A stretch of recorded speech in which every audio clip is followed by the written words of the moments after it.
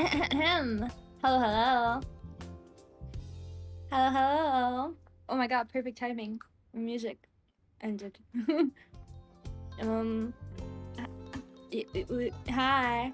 Hi. Did you guys miss me? How was the 4-day break away from me? Was it 4 days? It was Thursday, Friday, Saturday, Sunday. Yeah, that's 4 days. How was it? Did you enjoy your break? Or was it agonizing and painful?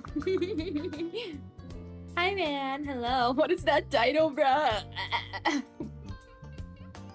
I don't know what you mean. I don't know what you mean. It's little Edgeworth, soft in your newborn skin. Dude, it's been like how many parts are in the playlist now? There's 14 parts to this playlist. I'm gonna run out of title ideas eventually. There's only so many times I can say, whoa, new case, new investigation, new victories. So it just turns into weird stuff. We've devolved. Sorry. Karma, hello, hi Red, welcome. Hello, Alpha. It's a good day. I've graced y'all with my presence. It's like, you know how like absence makes the heart grow fonder? Do your hearts feel fonder? Do they grow fonder of me? It's been 10,000 years, is that what? Sorry, I choked on my... I don't know, I guess I didn't talk all day. I woke up like an hour ago. Oh, let me drink my water.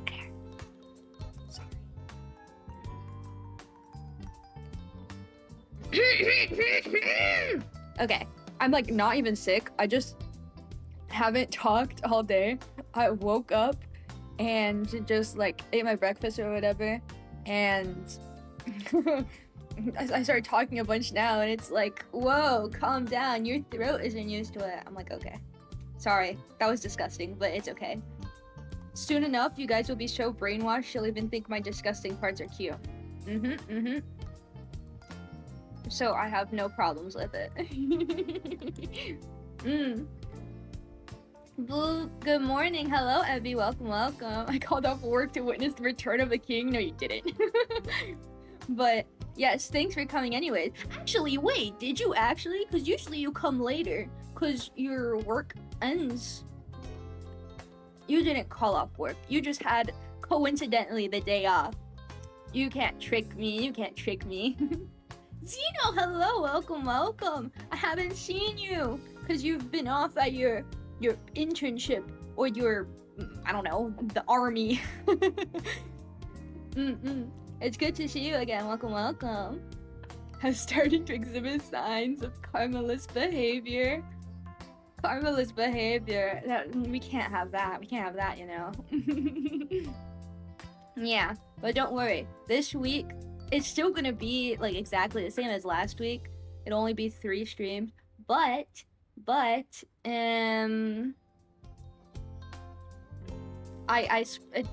able to be spread out. It's not like 4 days in a row. So hopefully you guys will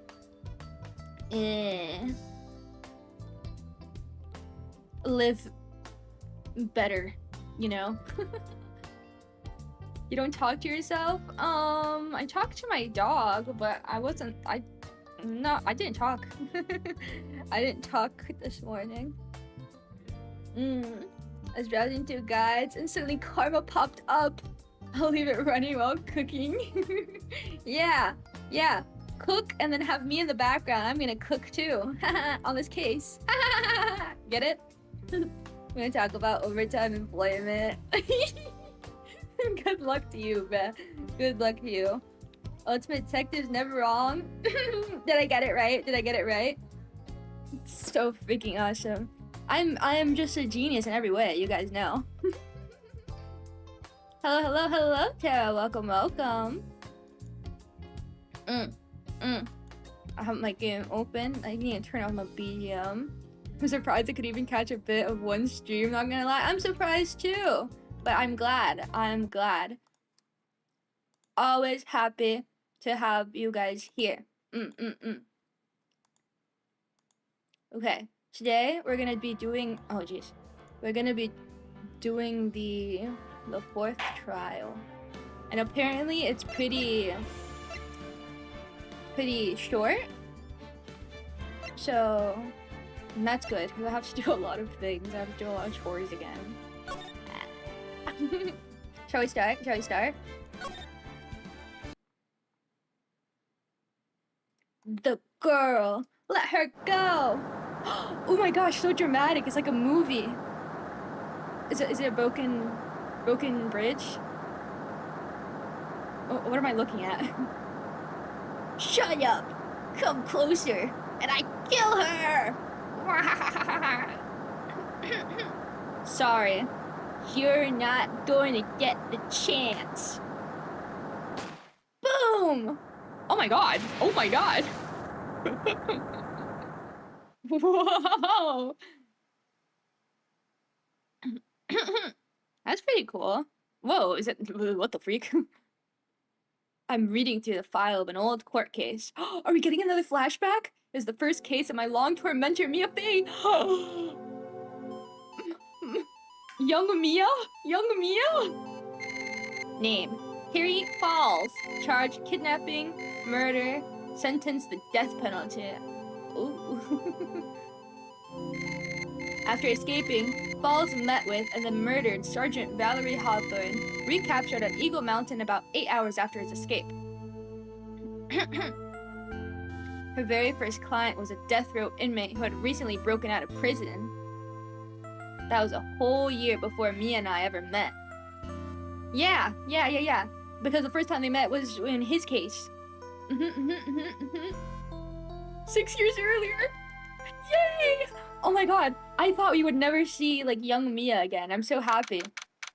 Oh, we're already in the... Oh, is it short because there's no investigation? That makes sense.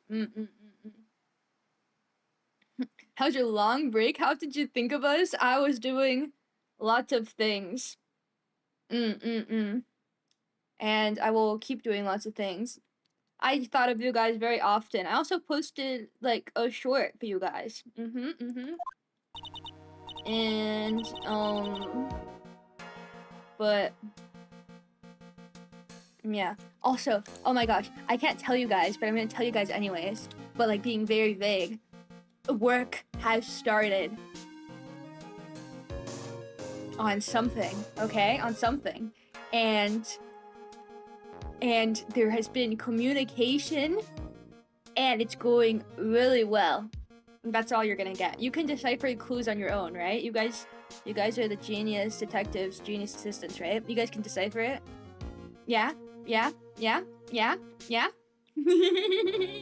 I'm so excited. It's so exciting. I'm so happy, too.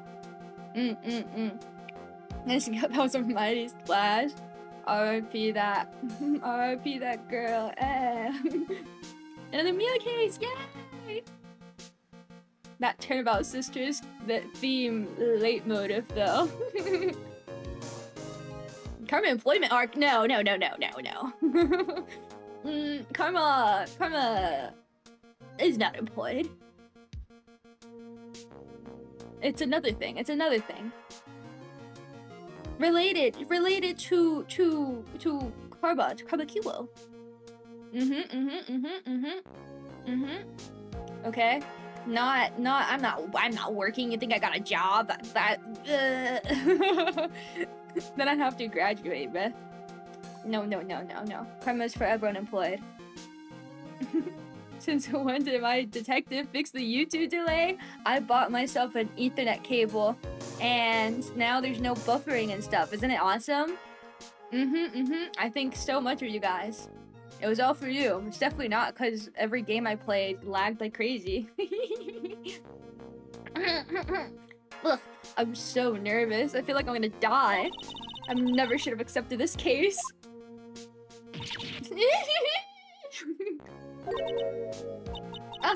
Good morning.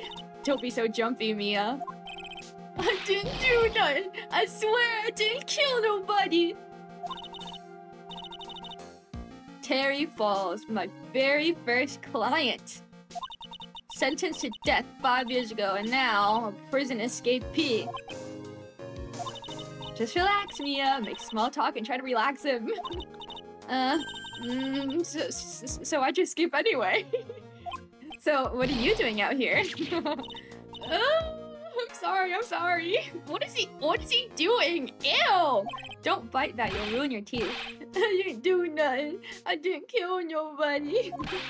I never lied. I didn't skip from nowhere. You just did. But Mr. Falls, the police just recaptured you 2 days ago. Sorry, I told a little lie. Oh boy. Anyway, I didn't do it. I never killed nobody. Sorry for asking, but you're on death row, right? I'm really sorry. This didn't mean to die 5 years ago. But I was tricked, I tell you. That woman, she lied in her testimony. That's why I got the death penalty. I swear I didn't kill her. I could never do that. Who's the woman? An evil woman who lied in her testimony to get someone killed. There's no way it's that girl from the start, right?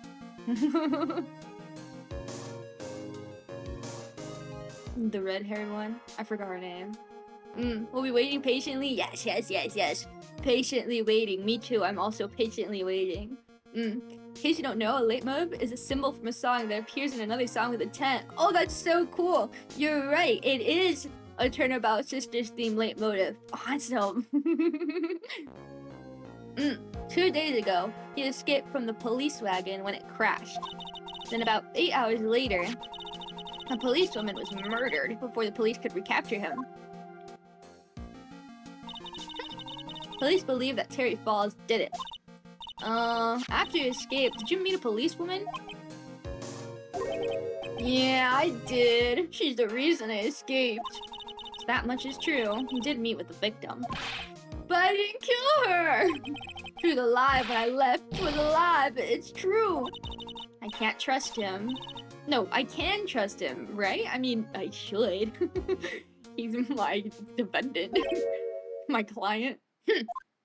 Oh my god! This is good though, bro. Jude, what? You're not gonna figure out the truth by just staring at the guy. Why are you here? Came to see how our little kid was doing all alone in the big scary lion's den. Oh my god.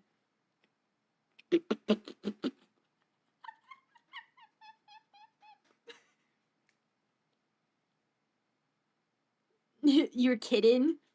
You're kidding? Is this her boyfriend? Was I right?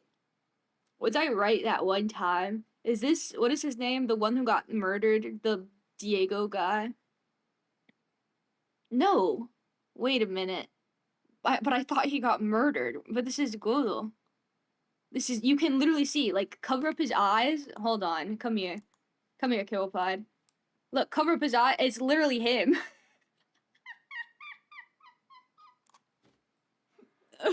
Is this Mia's boyfriend? Is this Mia's boyfriend?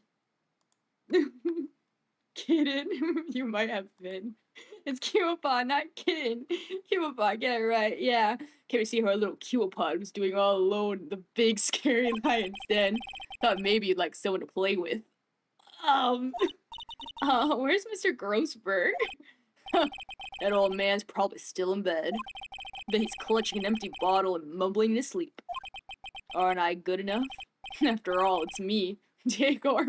This is Mia's boyfriend.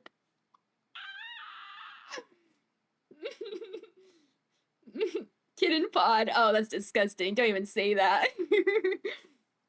Oh my god. It's Mia's boyfriend.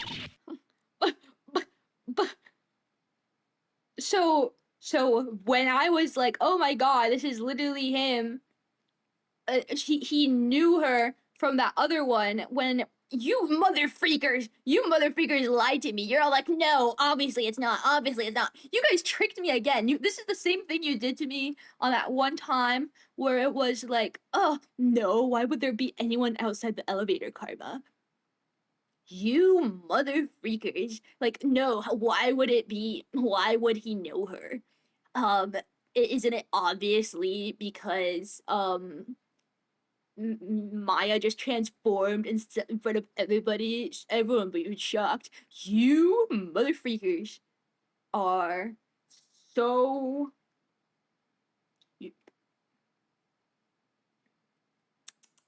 You're not getting forgiven for this. You're not getting forgiven for this. You could have just said, no, doesn't make sense. I don't know. No, Karma, why would you even say that? Whatever. I didn't say.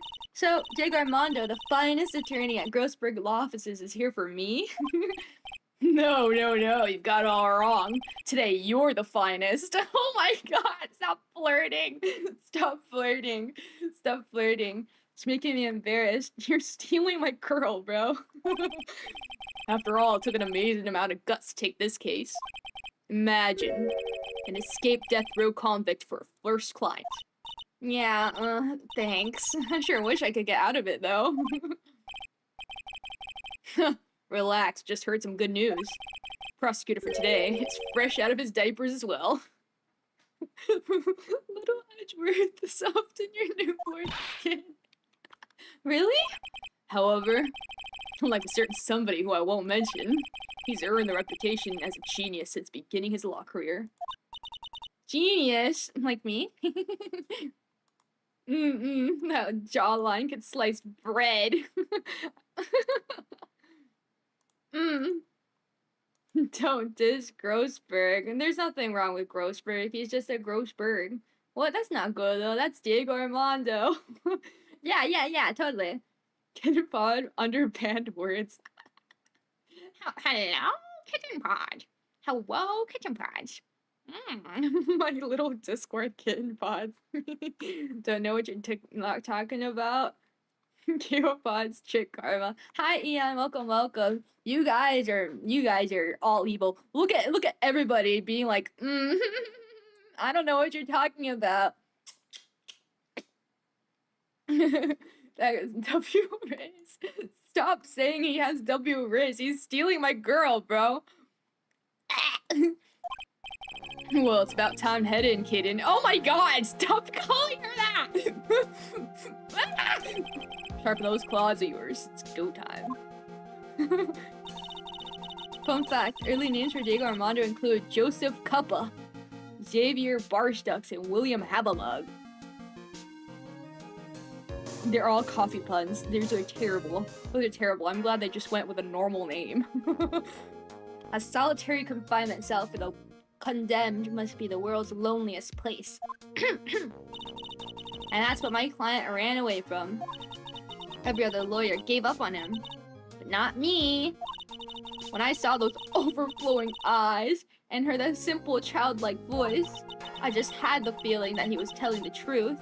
You fell for the puppy dog eyes.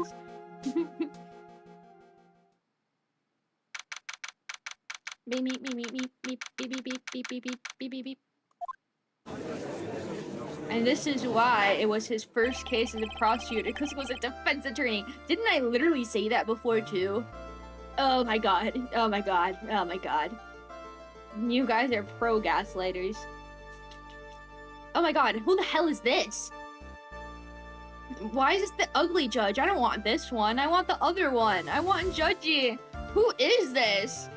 Do I just give him a normal judge voice? Court is now in session for the trial of Terry Falls. The defense. Oh, she's so cute. The defense is ready, Your Honor. Look at baby Edgeworth. He's so cute too. How old are you? You're 25, 23, you're 27. Whoa. It doesn't tell me. Okay, freak me too. Guess I'll wait. Prosecution has been ready for a while, Your Honor. I understand lawyers for both sides are newcomers. Yes, Your Honor. I'm Mia Fey. Miles Edgeworth, Your Honor. Can I look at it now? Now that he's introduced himself? Oops, I didn't mean to do that. It's fine. How old are... Mother freaker! Okay, what is he? Like 20? Right? He should be 20. And then... Because a year from now, he should be 21, which was Phoenix's case, right? Right? Or is it 22? Is he 21 or 20? Whatever. I guess we'll never know. I guess we'll never know. Canadian judge? How is he Canadian? He's just ugly. Are you saying all Canadians are ugly? I think that's messed up. I have Terry a sort of Mike Tyson-y voice himself. I don't know what Mike Tyson sounds like. Yeah, don't diss Canada like that, eh? Judge me with smaller things. Yeah, it's so cute. Here's how few line differences in new outfit can make a man so much younger. Bro looks like a kid. He looks 20. Is a 20 a kid? They say you joined the prosecutor's office at quite an early age. At 20, Your Honor. Is this a confirmation or no? I guess her little kitten hasn't earned herself much of a...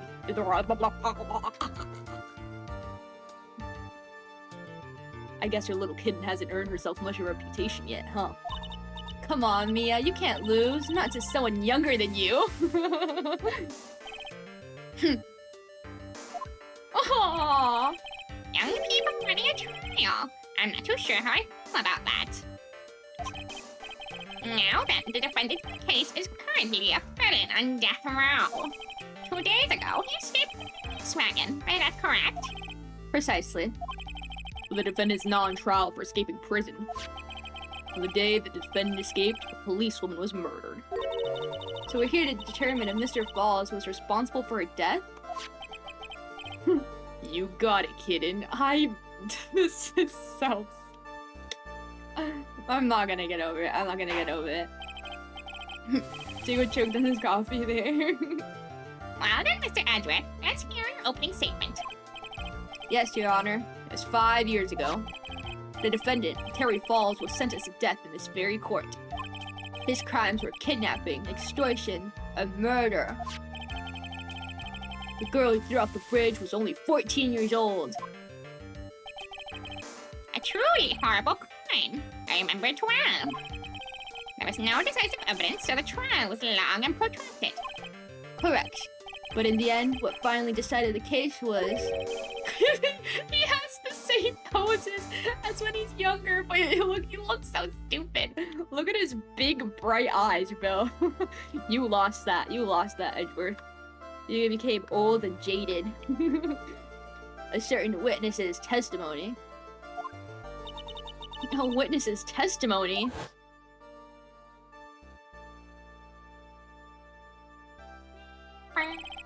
The testimony of Detective Valerie Hawthorne, person who confronted this criminal. Hawthorne? Isn't that the last name of the girl of Phoenix's ex-girlfriend? She arrested Mr. Falls at the scene and later testified against him. She said she witnessed Mr. Falls throw his young victim into the river. It's connected. I know it had to be connected because this is when, like, Armando got poisoned and stuff. For those who are not aware, Eagle River is well known for its powerful current. Most bodies that fall in are never recovered. So Miss Hawthorne's testimony was the one that put him away. That policewoman you just mentioned. That's what it be. Exactly, the victim.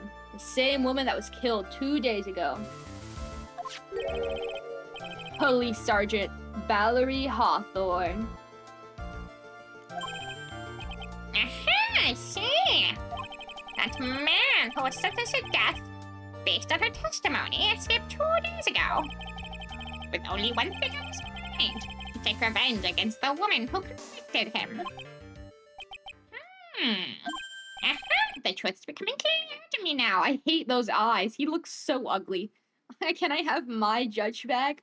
Hashtag not my judge, bro. Huh? Yes. It's quite obvious that the defendant is guilty. Objection! What the freak? Wait a minute, that's not right. At least hear the case before you decide on the outcome, Your Honor. Watch yourself, Miss Faye. I'm not sure I care for your word choice or your tone of voice. This freaking jerk.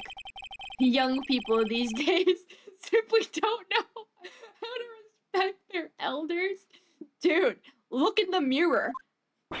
Why, you're even younger than me, you hypocrite. Now then, Mr. Edgeworth, please call your first witness. I call the detective who's in charge of the initial investigation of this case.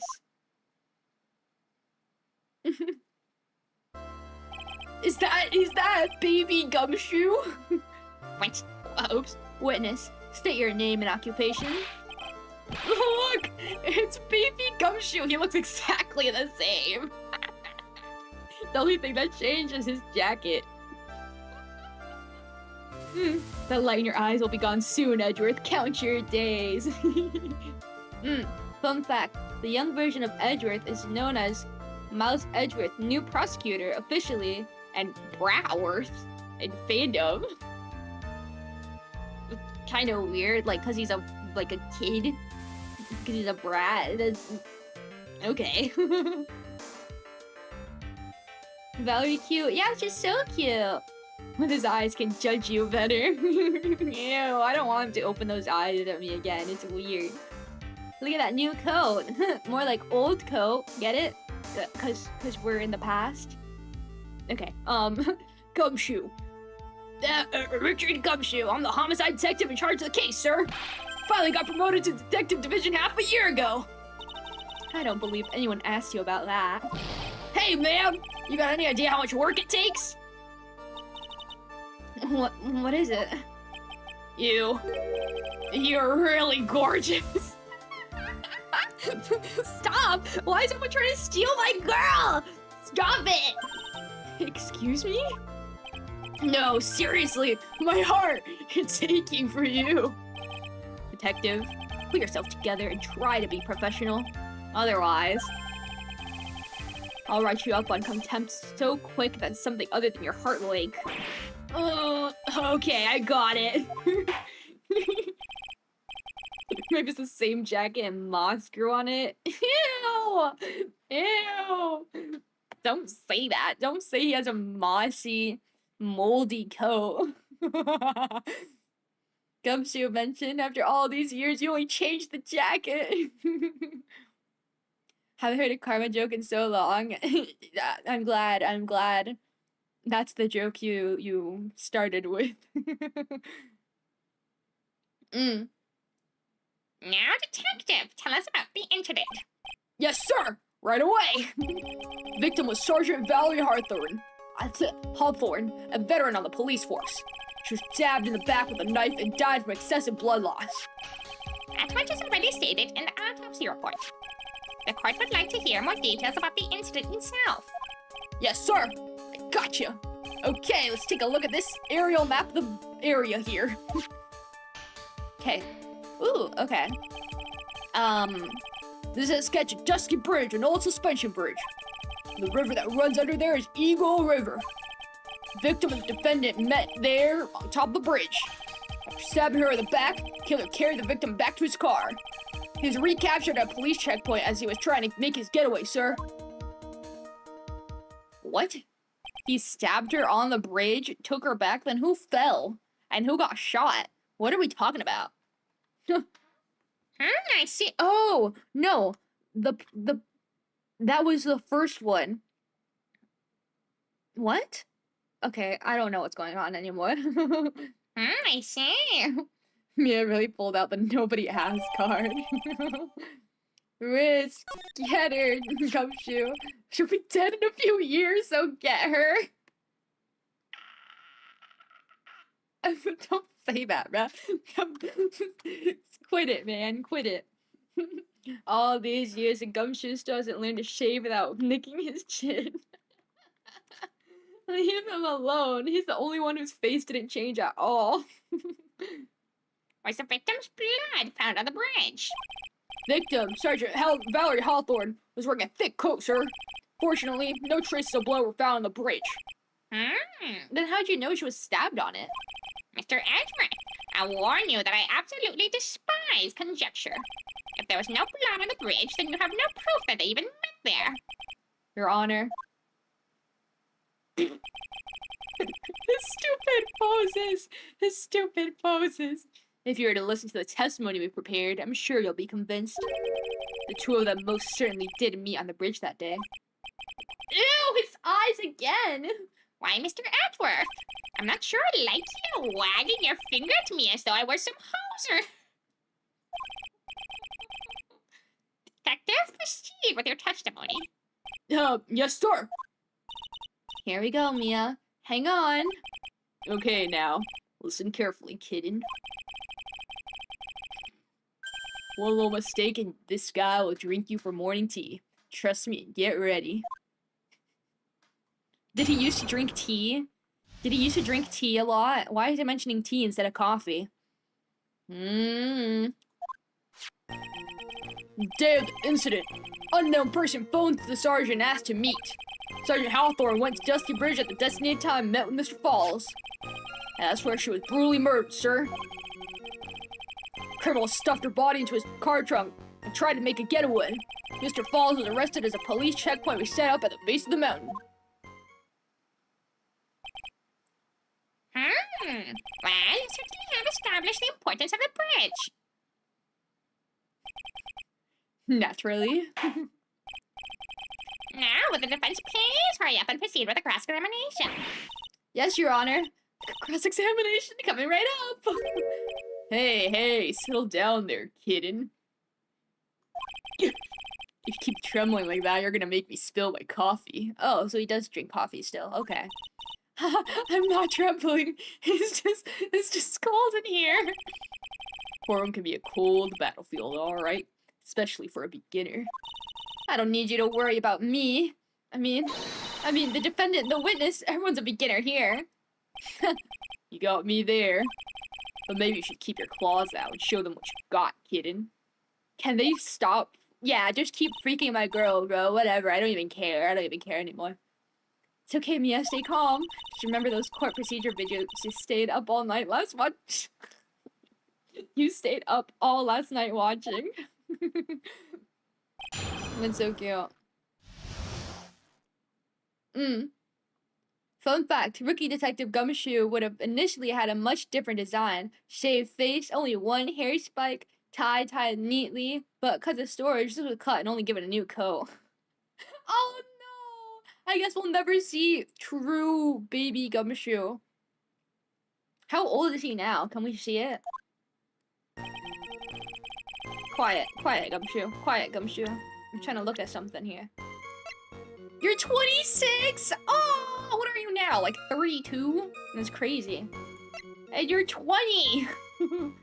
Tubbs is a genius as soon as he started as a prosecutor. Today's his court debut.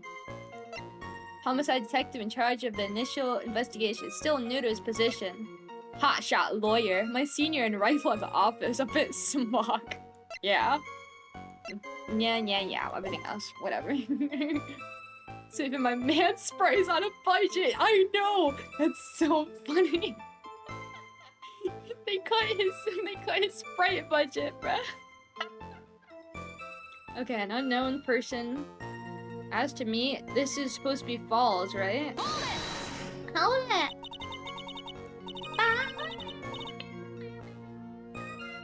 This unknown person, you have no idea who it might be, right? Sorry, but I'm afraid I do. What? Well, called Sergeant Hawthorne was the defendant. Hello? Terry Falls. Well, what? The defendant? The defendant called her? Sergeant Hawthorne was a very thorough person, sir. She left a note about her phone call with Mr. Falls. A note? Yeah, top secret memo she left at her desk. Okay, can I read them? According to this note, it seems the one who called her to the bridge was indeed the defendant, Terry Falls. Huh. Whose bright idea was it to keep that note from me? Looks like the judge is even more sure of his verdict now. Listen up. Never ask a question if you don't already know the answer. Okay. I think that's what questions are for. But whatever you say, man. It's that detective's fault. He's the one who said unknown person. Hey now, don't make that face at me. I just said it was that way because the prosecutor told me to. Was that a trap? With that cute face, I didn't expect him to be so sneaky.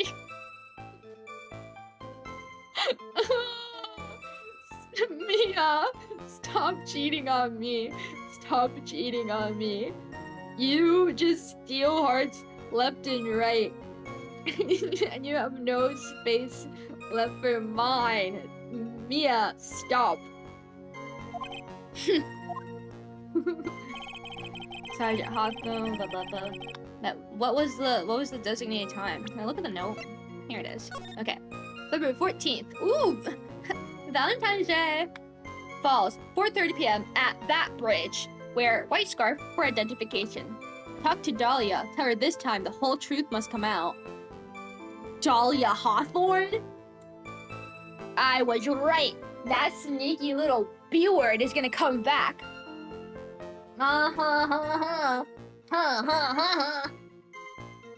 That sneaky little B-word. I could sense her evil presence from a mile away. At the designated time, which is at 4, that's where she was brutally murdered, sir.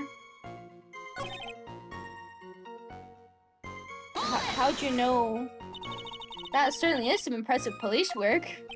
Well, no, actually it was way too close for comfort. We set up that checkpoint just after 5 p.m. Figured that Mr. Falls might just try to run. What do you mean it was too close for comfort? Two of them arranged to meet at 4:30 p.m. And it takes approximately 30 minutes to go from that bridge to that checkpoint. That was kind of close. Any later, Mr. Falls could have slipped right by. Listen up, kidden. There's a big trap waiting for you in that testimony. Trap? Walk into it carelessly, it'll leave more than just a flesh wound. Fun, huh?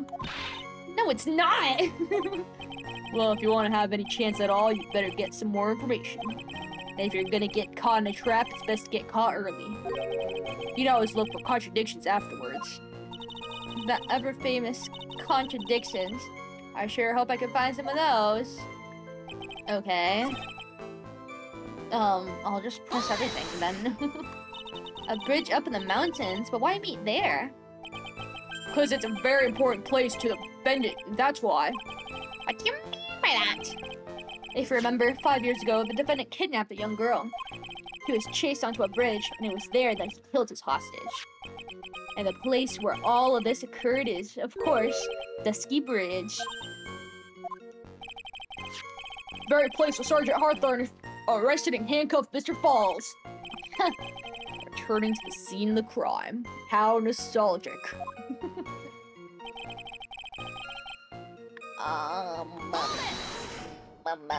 Was the body of the victim discovered right away?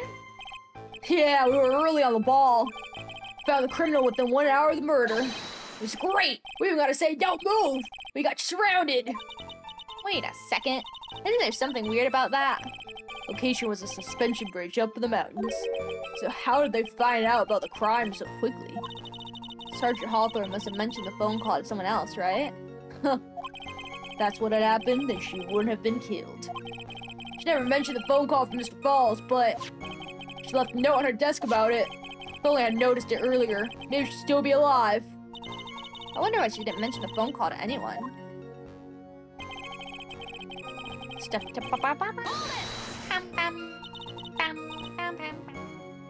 Mr. Falls had a car then? Well, that bridge is way up in the mountains, ma'am. The defendant and the victim both went up there by car. I mean, how else, right? But he escaped from prison. Where did he get the car? What? You mean the defendant drove his own car? No, of course not. Stolen. Stolen from a young couple that had been waiting at a red light. Car thieves. I'm not sure how I feel about car thieves. Is this guy sure about how he feels about anything? This is the photo of the stolen car's trunk. Whoa. She's so pretty. I know she's like dead right now, but like she's so pretty in this photo. Naturally, that's the body of Valerie Hawthorne in there. Wow, that doesn't look too comfortable. This judge pisses me off. I miss my judge. Victim. She was stabbed in the back, correct? Yeah. Some reason, men always seem to get stabbed in the back. We're talking about a woman here. You can't tell from this photo, but knife is stuck in her back nice and firm. The condition of the body when it was discovered is very important information. Detective, was there anything strange or noteworthy in the trunk of the car? Here's a photo of the trunk, but I didn't see anything strange, do you? Anyway. Okay, well, let me look at it, bruh.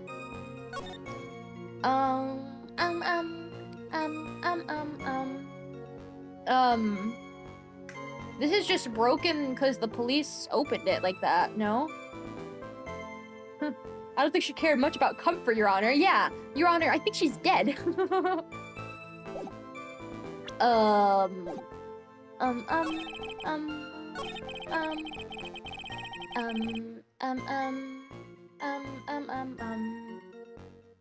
don't see anything strange, do you? Anyway, that's like such like a dead giveaway that there's something strange. Let me take a look. Pause for 3 p.m. at that bridge. Wear a white scarf. Oh, is she wearing a scarf? She's not wearing a white scarf. Wait a minute. Wait a minute, lady. Can I... should I just present it? Lady, you're not wearing your scarf. Witness!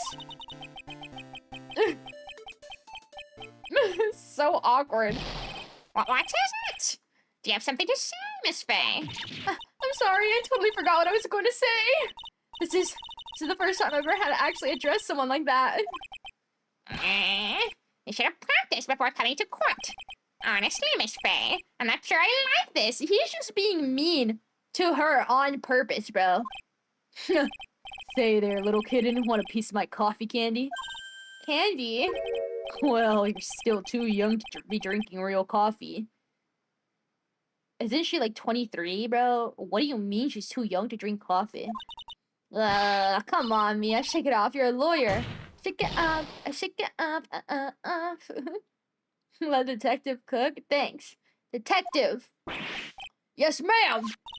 This photo. You said that there was nothing peculiar about it. Is that correct? Yeah, that's what I said. Well then, I suggest you take another look at the note written by the victim. The note very clearly says wear white scarf for identification. Caller must have forgotten that what the victim looked like. Thus, this special request. Have one very simple question for you, detective. Where is the white scarf? I can't seem to find it in this photo. Well, to be honest, we didn't find it in the trunk, ma'am. You stopped there? You should have looked for it.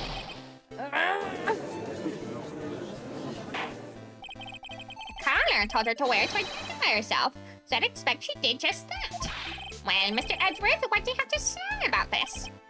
Huh. I see the defense is a little lacking. What do you mean? Scarf you're searching so desperately for. Is it this one, perchance? No, that's blue.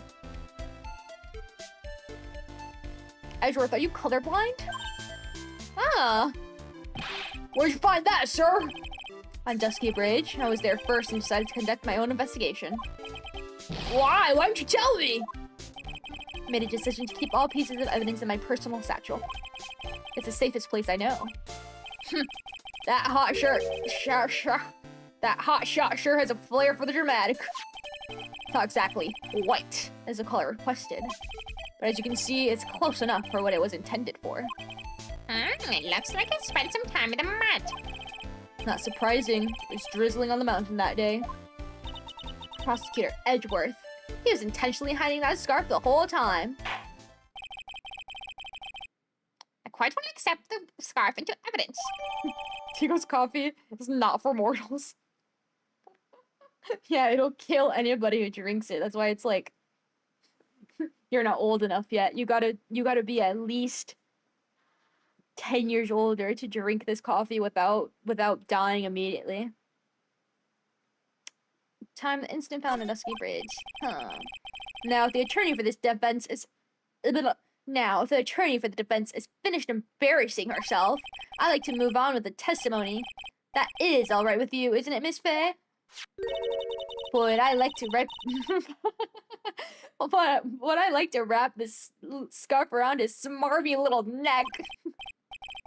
Very good. Now if we're done with this mud-covered scarf business, the prosecution moves to establish conclusively, and with hard evidence, that Miss Hawthorne and Mr. Falls did indeed meet on the bridge that day. Further, we'll show exactly what occurred there. That sounds quite promising. I can't wait to hear all about it. Ugh, everything's moving at his whim. Don't forget, kidden, there's a reason why everyone considers this kid a genius. Genius, huh? Tell me. Actually, there's an eyewitness who was there when the incident took place. The photo was accidentally taken by the witness. Shows the Vic wearing the scarf, sir. It's drizzling that day, unfortunately. It's a little hard to see what's going on. Anyway, the criminal shoved the victim down from behind and stabbed her in the back. That must have been when the scarf fell off. Looking at this photo. Do you really get the sense that the bridge is very high up? It's about a 40-foot drop from the bridge to the Eagle River down below. Mr. Edgeworth, who took this photo anyway? Let's just say it was a well-intentioned third party. Aha! A potential witness. So why isn't this person in the courtroom? Well, said they absolutely did not want to testify. The person in question is very delicate, Your Honor. Besides, as long as we have this photo, we see no reason to compel them to testify. I'm not sure how I feel about that. Huh. So, as you can see, Terry Falls had both the motive and the opportunity. I think it's quite clear at this point what happened on that bridge. Aha! The truth is becoming clear to me now. Huh? Yes, it's quite obvious. He's clearly guilty. Not again! That's not fair! I haven't even done my cross-examination yet! What do you mean, This jerk, bro. Eyewitness there. Can I look at this picture again? Let's take a look-see. She's missing her hat, but I guess you can say, oh, the hat fell off. Where's the hat now? Oh. And it was drizzling. That's true. Okay. Not sure how I feel about the judge. I think he's ugly and annoying and I don't like him. Would there be mud on the bridge? Does that make sense? I guess. From the shoes?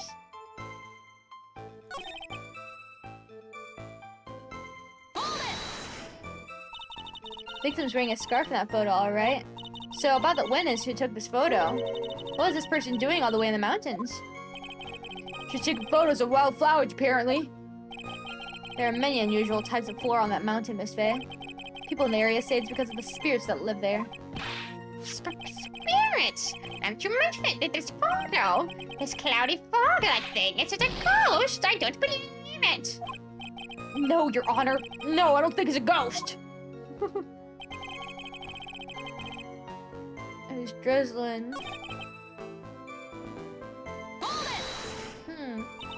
Is that part of the witness's testimony as well? Of course it is. Pushed the victim hard in the back, she fell down right in her stomach. I remember that happening once myself. What? Judge? That was really brutal. Are you talking about seeing someone get pushed, or were you the one getting pushed? What does that mean you were pushed someone down like that once? With his mind-boggling tales and the way he said brutal, I wonder if he's Canadian. He really was Canadian? I thought you guys were just saying things. Judge's eyes are making me angry. He's Canadian. He's not used to Japan-California cards. Oh my god, man. Save your nasty look for the right person. Huh? Take a look. Poor baby. The court record seems to have wet itself. Hey, watch where you spill your coffee. Court record, huh? What is he talking about? Wetting itself? What are you talking about? What? What the freak are you talking about?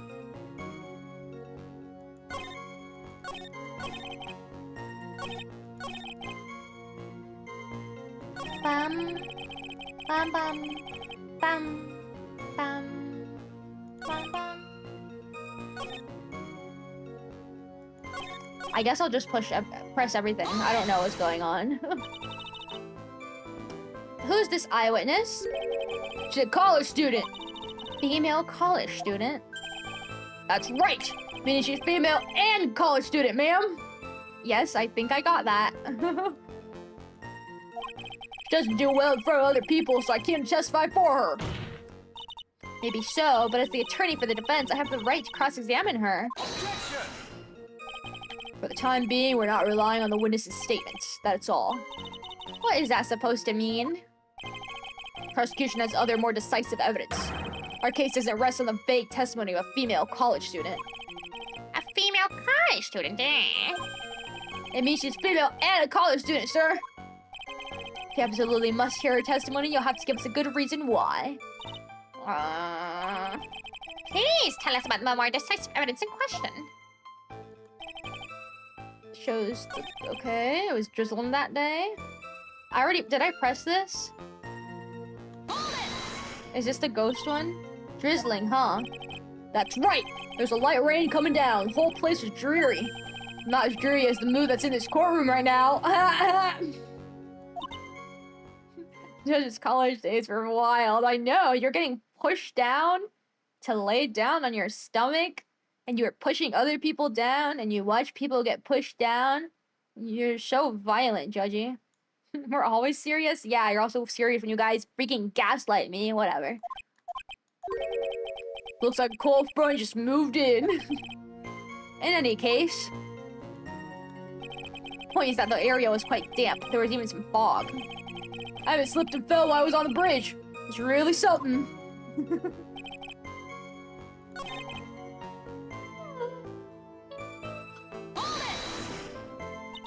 So in other words, there was a struggle between the criminal and the victim, huh?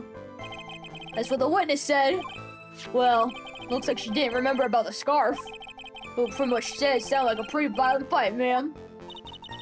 The area was wet from rain. The bridge was probably wet too, which would explain why the scarf was all covered in mud, but something about that testimony that's still bothering me. Talk about a surprise. Had no idea there was a photo. So what do I do? You really still believe him? Mr. Crybaby, I mean? Of course I do. So the little kid didn't believe in fairy tales, huh? In that case, the answer's obvious.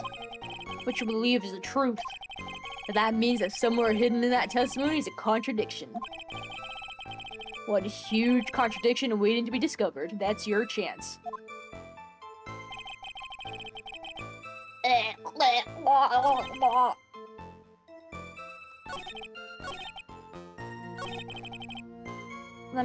Can I look?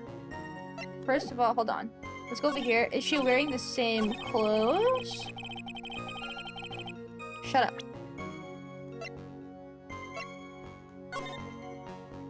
She is, but without her hat and without her scarf.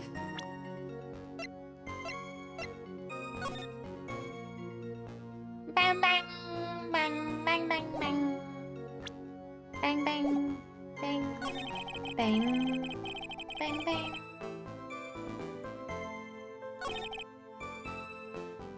But how could he get her from behind? Did he like turn her around? It's obviously showing that they're facing each other, no?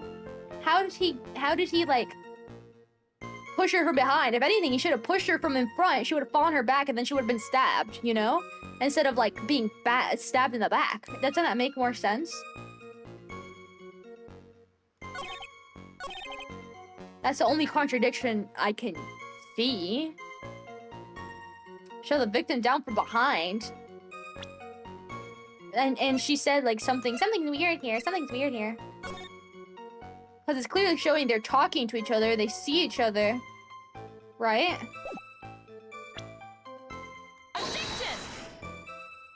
Okay, it's freaked. Your Honor, what do you think of the witness's statement? I freaked it up. I don't think anything of it. How about you? I guess I don't think anything of it either. What? Then we don't have a problem, but we do have a penalty. There wasn't a problem. Couldn't you just let it slide? How did I get that wrong? Did I do the wrong thing? Oh, did I do the crime photo instead of the witness photo? Okay, let me press this again. Hold on. Let me reread it. Ba ba ba ba. I freaked that up. Yeah, see, it's talking about the court record. They're obviously hinting at it from here. What did I do? What did I do wrong? Did I do the wrong thing? Did I do the wrong thing? Please. No, I did this right thing. What the freak am I talking about? Okay, then maybe she should have mud on her. Dude. Maybe she should have mud on her front. Yes? I don't know what I'm clicking. She's like very clean over here, but the other thing got so muddy. Maybe? Okay, there it is. I'm so stupid. I clicked the same thing twice. It's not my fault. They're both named. It's named crime photo and witness's photo, and it doesn't have the little like thumbnail thing. I can't tell the difference, okay? So the time of the crime, there's a light drizzle coming down, correct? Yeah, fog too. Just a general soggy atmosphere. Ooh. Aura, we'll have evidence that doesn't go with the soggy atmosphere. But this is a photo of the victim's body that was found in the car trunk. I did it kind of weird, sorry. You're at fault by sniping a plot point like that. We gotta keep you interested. Yeah, right. You guys are saying you're so racist, Karma. You went too far, buddy. You went too far. It's not my fault. I'm too smart. Considering the conditions of the scene of the crime, something isn't right. Yeah. Well, by all means, please enlighten us as to what isn't right. What about this part of the trunk that doesn't fit with conditions of the day? Her clothes here are very clean, even though the thing got so muddy. Naturally, the answer is right here. The victim's coat? As far as I can see, there's nothing strange about it. That's exactly what's strange. Recall the testimony. What were the conditions on that bridge that day? It was drizzling and soggy. The ski bridge was all wet. If the victim really had fallen down her stomach on top of the bridge, then the front of her coat should have been covered in mud. That's exactly right. Oh, thank God. The other day, I fell on the muddy street and my gorgeous playfield was flooded. But we found... Ew. I do admit the crime scene was quite wet that day. However, that doesn't mean that the top of the bridge itself was muddy. Your Honor had fallen in the shower instead of on a muddy street. Your glorious hockey beard, prior to the legal lead, would be wet but not muddy. Fortunately, I have yet to test that. Still, your point is well taken. You prove that the surface of the bridge was muddy that day? Surface of the... Bro, what do you mean? Can I prove it? A real man would stand for a taunt like this. Neither would a real woman. Of course I can. Here's the evidence that proves the surface of the bridge was muddy. The evidence that you showed me, bro. What? Evidence is the scarf. It should be obvious. If the scarf fell into the bridge and got this muddy, it means the bridge was obviously covered in mud. Ugh. No, it can't be outwitted by this novice bimbo!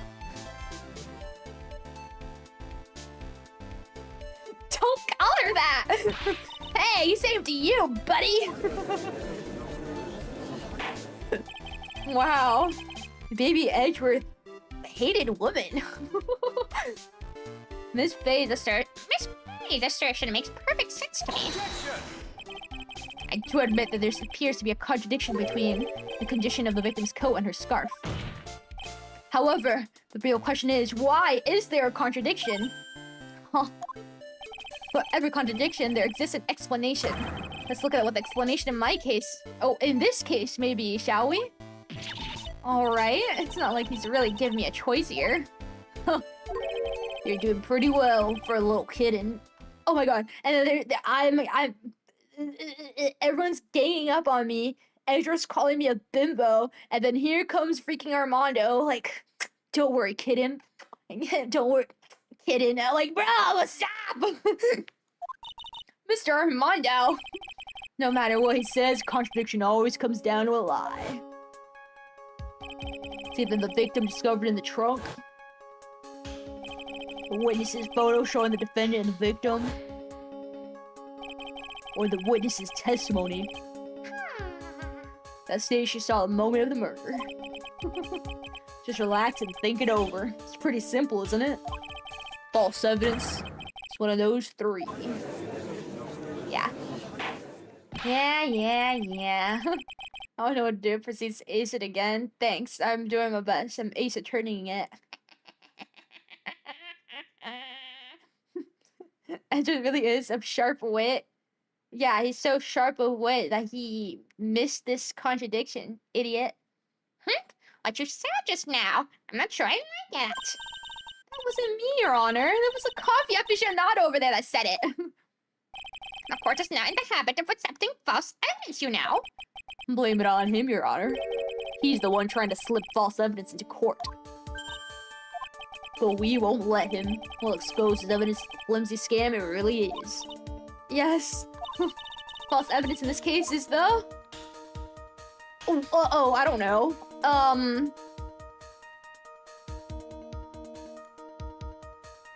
Okay. It's not the body. Obviously, there's the body. The photo is... It's the testimony, right? It's Dahlia lying out of her butt again. It's a no-brainer. Obviously, it's the witness that's suspicious. During his earlier testimony, detective pointed out a crucial fact.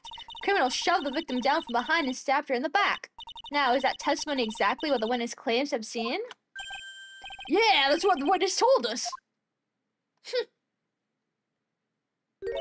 That testimony is filled with holes. After all, the victim's coat isn't dirty at all. That's true. Huh.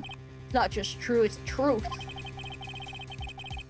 If there really was a truly decisive witness in this case, I'm certain that boy Wonder over there would have called him in the first place. Your Honor, the defense requests to cross-examine the eyewitness. The testimony presented so far is not only vague, but contradictory as well.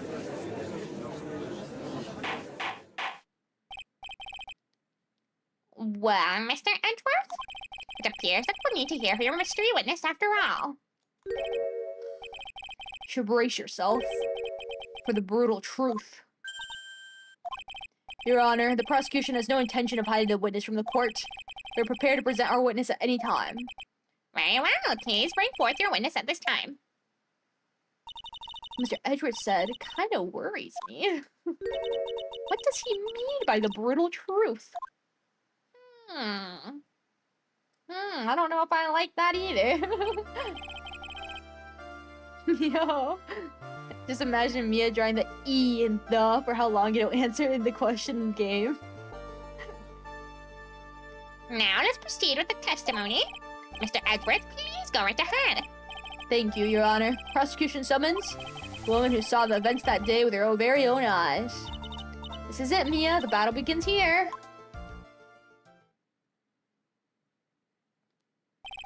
Witness, what is your name and occupation? Yep. Idiot. Idiot. Get off my screen, bruh. Everyone's so silent that I can hear their hearts going pitter-patter. When I look at you, how can I put it? You look as scrumptious as a double-double and a dozen donut holes.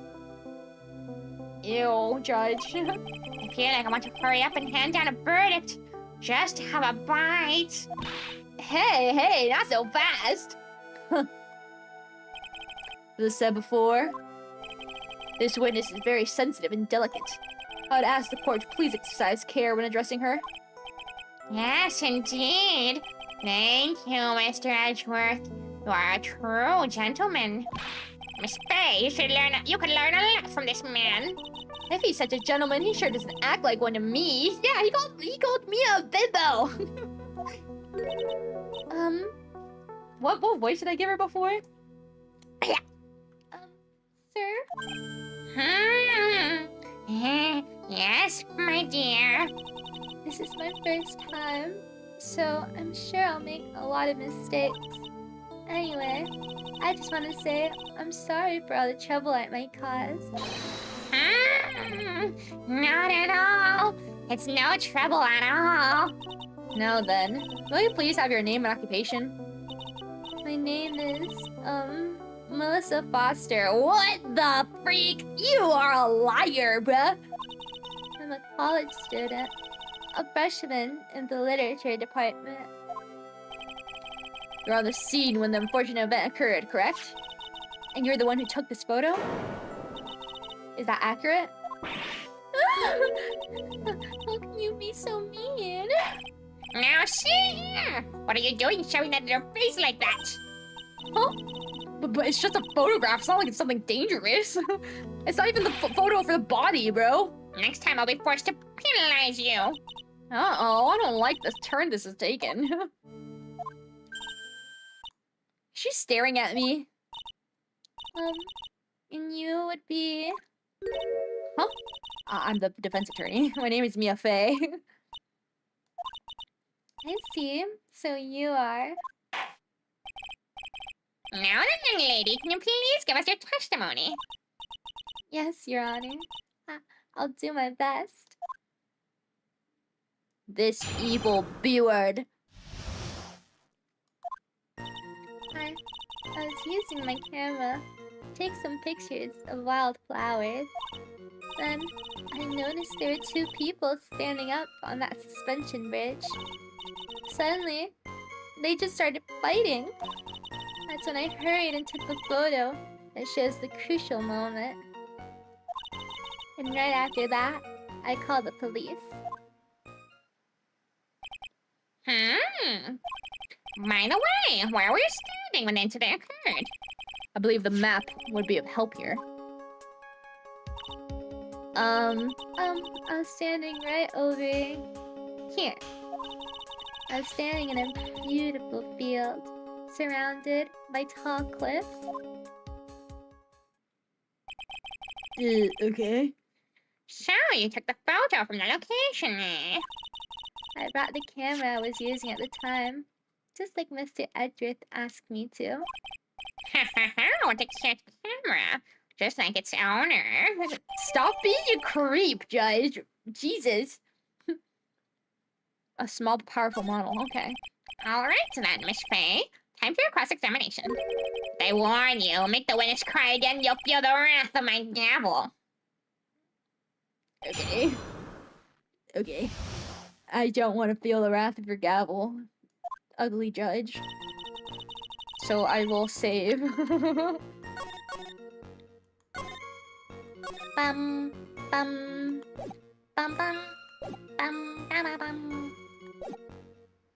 Fun fact, initially the Cyclops were designed as glass, but making it look right was difficult, to the point where producer Inaba thought it was a placeholder. And that's why it's a bunch of chains and locks. That's pretty cool. I was using the camera to take some pictures of around the flowers. Bang. Do you remember what time it was? Maybe? Was there anything strange about the two of them? I'm a bad girl. I know I am. It looked like they were having a really serious conversation up there. So I decided to watch them. like some kind of peeping Tom. No, not at all. I always like that. I love watching other people fight too. In fact, I can't get enough of it. Actually, that's why I took this job in the first place. Too much info, Your Honor. In any case, it's perfectly natural for you to have kept watching them, especially dressed as they were. Well, anyway, I was watching them very closely. Suddenly, they just started fighting. Do you have any idea what they were fighting about? No, I have no idea. Why do you ask that? Oh, I just thought that maybe you overheard what they said. Oh, bruh. I would never eavesdrop. I've got more class than that. That's right, Miss Faye. Don't drag the witness down to your level. Oh.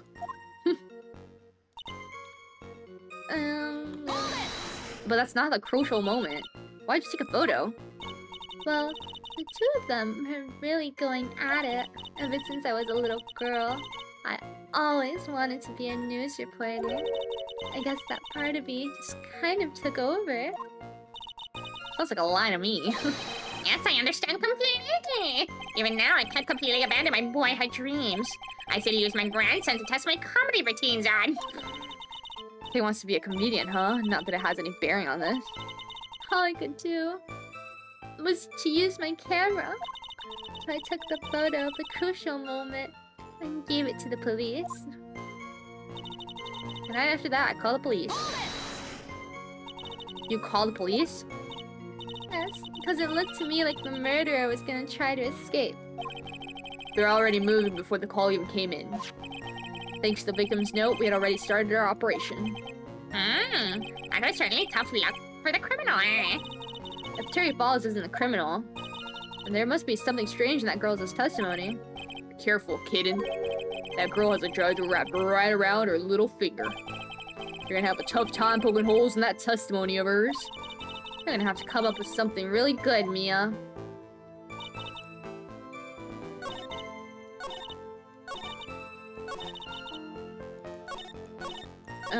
I guess we'll press everything.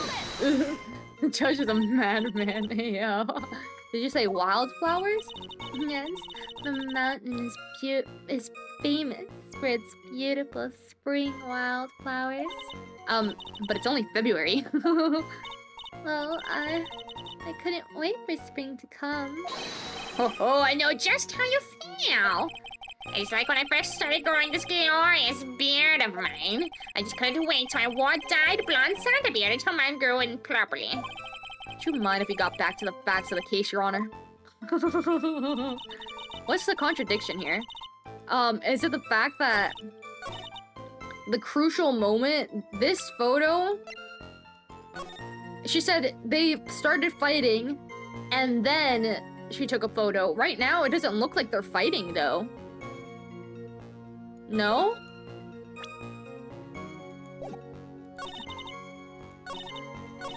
Yeah, suddenly they just started fighting, and then I took the photo. But this photo, it looks like they're not... They look like they're standing. They're not even doing anything, you know? How is this a crucial moment? It's not even her getting stabbed or anything. Is this it? It has to be. That's the only thing I can think of. Okay. Witness, when you say you took a photo of the crucial moment, is this what you meant? All I can see is this photo are two people facing each other. You testify that you saw the two of them starting to fight. Normally, that's not the kind of thing we would refer to as a crucial moment. Why haven't you presented a photo like that? Well, you see... The photo we presented was the only one there was. But if you really wanted to capture the crucial moment, then what happened next? You must have taken a photo of it. Oh. My apologies, young lady. But Miss Faye's assertion is not without a certain amount of merit. He can certainly downplay a situation, can't he? I'm sorry. I'm a very bad girl. I used it all up. The film, I mean. You ran out of film? This photo was the last one. What? Unfortunately, that is the truth. I personally examined all of the photographs she took that day. All the other photos are of the witness herself playing among the wildflowers. The witness herself? And who took the photos? Well, you see, my camera has a timer feature built into it. You took photos of yourself. I remember taking some photos of myself once too. Please, no details. It seems that Miss Bay's assertion was not so decisive after all. Wait, just a minute! Well, if she had no film left, she could have very well taken more pictures, eh? Mr. Foster, perhaps you could tell us about a different sort of photo? Photos the incident that you took with your very own eyes? Mr. Edgeworth, you're quite the poet. Very well then, let's get back to the cross-examination. Let's hear your thoughts on the fight you witnessed. Isn't it obvious that she took a photo of herself, though? She's pretending to be her sister. No. No? No? Yes, Mr. Judge. Boy, this guy's really a sucker for sweet talk. Huh. Looks like the other kid in the room is one that's getting all the attention. Yeah, it's sickening. Hi, JX, welcome. Who's the impossibly handsome man at the defense's bench? That's Mia's boyfriend. Diego Armando. Also known as freaking Godo, well, I don't know. But I'm pretty sure it's Godo. I mean, just look at him. I was taking some pic that I noticed. What? Wait, I don't know what happened. What do they want from me? Did they change anything? Two people started fighting. Victim okay. I was like, what changed? It looks exactly the same. Victim turned around and tried to run away, but she only got about 10 yards before she was stabbed in the back. Hold on, I didn't mean to click that. Table, blah blah blah blah blah blah blah blah blah blah.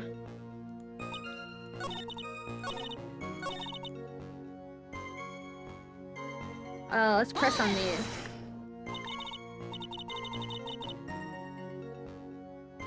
The victim, why do you think she tried to run away? The police training, she certainly knew better than to turn her back on a criminal. That's true. That is true. Objection! This was a large, powerful man with a knife. If it had been a quaggy woman like you, I'm sure she would have acted differently. What the freak? Edgeworth! Quaggy? Why you? If it had been me, I probably would have jumped into the river. Still something wrong with this testimony. Got about 10 yards before she was stabbed in the back. So you're saying Sergeant Hawthorne wasn't able to get away from him? Well, it's a narrow bridge and it was swaying back and forth. If you ask me, both of them were in danger of falling off. I only wish I could have done something to help her. That seems to make sense. I wonder about that. Something seems kind of off. Huh, does it now? You have a good sixth sense. When you feel that something's off, that's when you need to figure out why. Yeah, then there must be something strange, but careful, kitten.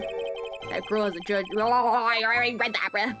Okay, so I think over here, they had, for the map. Yes, this thing. The measurement thing. 5 yards. They were right here. Were they in the middle or over here? 5. Hold on, I'm using my fingers. 5. There aren't 10. If they were over here, you can't go 10 yards anywhere. This is at most 5. At most 5. If they were right here, then you can go 10 yards. But why would you go 10 yards in the direction of the other way? Where there's a giant hole. There's a gaping hole. Right? Why would you run away into anywhere and you try to like muscle past him over here instead of run to your death? No? Turned around to try and run away. So she was here, she turned around to go the other way? What?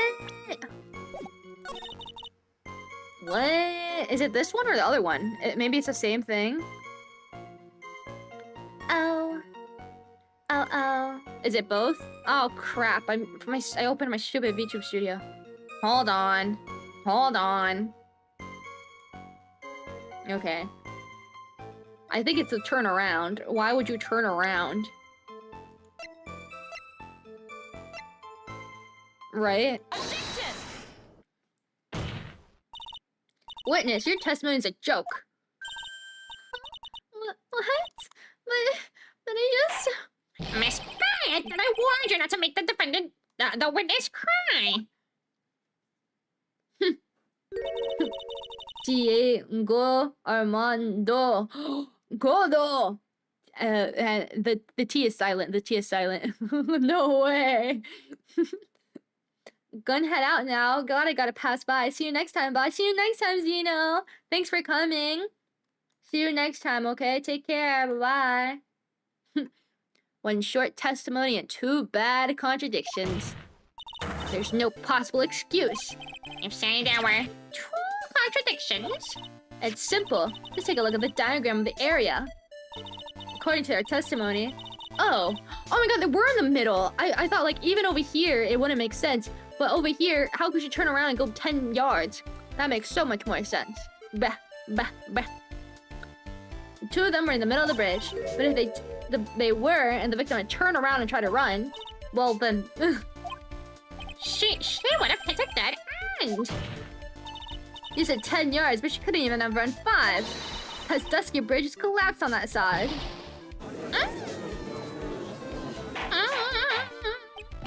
What does this all mean? It's very simple, Your Honor. This charming little witness told a charming little lie. That's all there is to it. This beautiful young lady has been lying to the court. Objection! Just a moment, Your Honor. Mr. Edgeworth. Your Honor, allow me to personally apologize for the confusion. What do you mean? There's one major mistake in this diagram. What do you say? What are you referring to? It's all because this diagram was made after the incident occurred. It's a very old bridge. We couldn't find any official blueprints of it. So you're saying? I'm saying that even though the bridge is currently in disrepair, there's no evidence that can prove that the bridge was broken during the incident. That's ridiculous. You can't actually tell the condition of the bridge from this photo. I apologize to the court for not being more clear when I presented the evidence.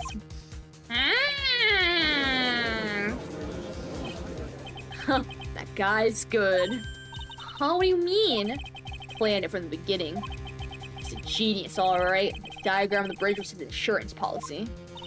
What's that coward? Well, Miss Faye, it seems you've once again made a reckless accusation. I'm so sorry. I should have been more careful myself. No, it wasn't your fault at all. Now then, shall we go on with the trial? I'd like to establish once and for all what it was that the witness actually saw. Indeed. All right, young lady. May I ask you to please proceed with your testimony? But it's so hard to go on. We're all on your side, Miss Foster. There's no need to worry. Just tell us what you saw. Yes, sir.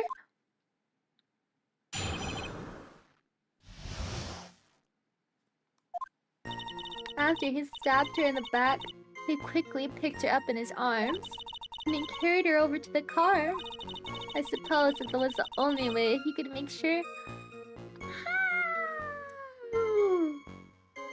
the body stayed hidden. He couldn't just leave the body on top of the bridge. Oh, I'm sorry. I'm only supposed to talk about what I saw.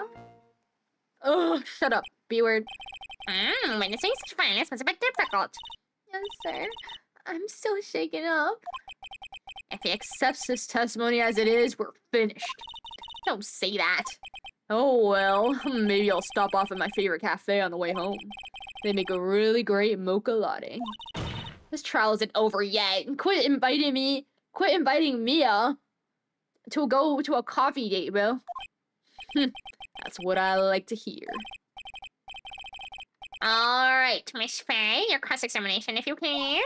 This cartoon is just staring you right in the face, Mia. Go on the attack. What? What's staring me in the face?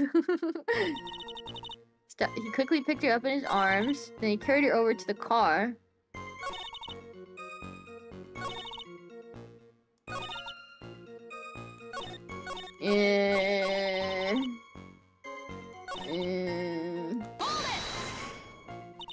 Are you saying that the victim didn't fall down on the bridge?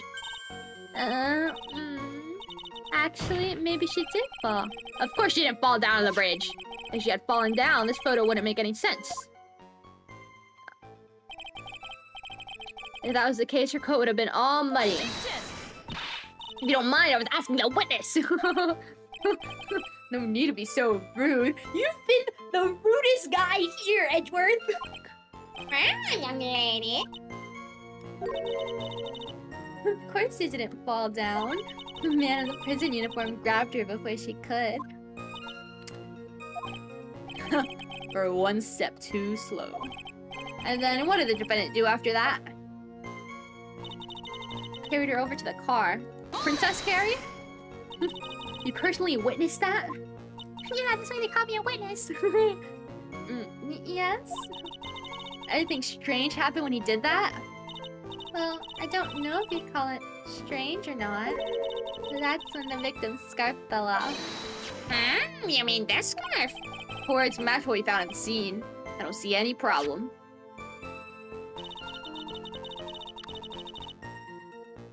Bum, bum, bum, bum. You mean the defendant carried the body all by himself? Yes. Considering the size of the defendant, I don't think it would be all that difficult. Yes, but let's remember they were on a narrow bridge that was ready to collapse. Is it even possible for him to have carried a dead body on a bridge like that? Well, the fact of the matter is, yeah, he did! That kind of talk is just silly. Wow, why did you get so emotional all of a sudden? Miss Faye, if you think there's some other possibility, please share with the rest of us. You couldn't just leave the body on top of the bridge. Why not? Why'd you say that? It's already a broken down bridge hidden away in the mountains. Doing anything more to hide the corpse would be going overboard, wouldn't it?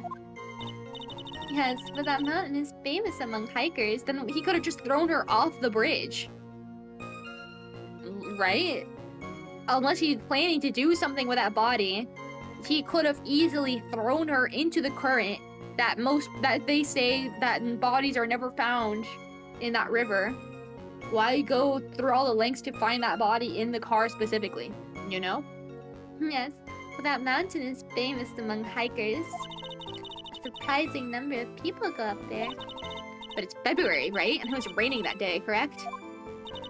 There's also a small temple and a channeling dojo there. You know those monks? They just love the cold, isolated places.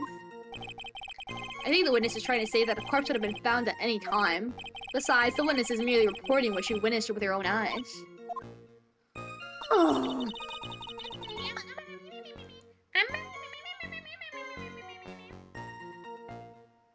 I'm only supposed to.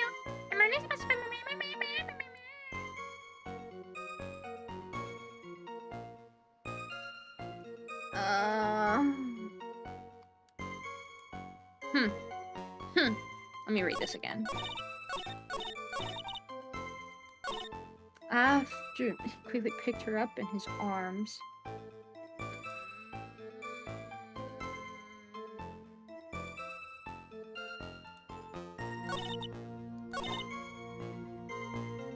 It has to be this, right? The only way he could throw her off. He could throw her off.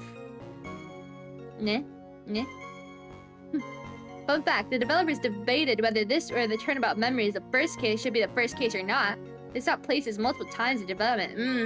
I see. I think this is better as where it is. I think the order where it is now is better.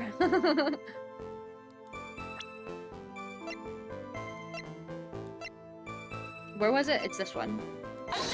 Only way could have hit my butt. The whining getting the whining noise getting suppressed and sounding far away. Oh. My stupid microphone. I might have to use the Blue Yeti mic that was gotten for me for ASMR. I might have to like use it as my normal mic because like these settings are so poo-poo. And plus I think the other one is like a better type of microphone even for like not ASMR. I'll have to check this stuff for it. The killer not wanting his victim to be found, I can understand that. However, the idea of moving the body for that purpose is clearly odd. There was a much easier way to make sure the body wasn't found. Well, what is it? Take a look at the map of the area and you'll see how. There's a river right below the bridge. Earlier, Mr. Edgeworth pointed out something interesting about the river. For those who are not aware, Eagle River is well known for its powerful current. Most bodies that fall in are never recovered. Ah. In a kidnapping case 5 years ago, the victim's body was carried away and never found. If 10 murders were to occur all at that same spot above the Eagle River, you can bet your boots that every killer would have tossed the body in the water. I read that weird. Whatever. I'm not sure I care for the way you put that, Miss Faye, but I must admit it does seem odd to not have thrown the body into the river. Well, Mr. Edgeworth? Oh, how sad. Perhaps Miss Faye would do well to try and take a dip in the Perhaps Miss Faye would do well to try taking a dip in the river herself. After all, you claim to be such an expert in the ways of nature. What are you talking about? My point is that no matter how odd you may find the killer's method of body disposal, the fact is that this is what the killer did. None of your arguments have anything to do with what the witness saw. Quite true. Miss Faye, seems like your assertion is without merit after all. No, but what the witness claims to have seen is totally ridiculous.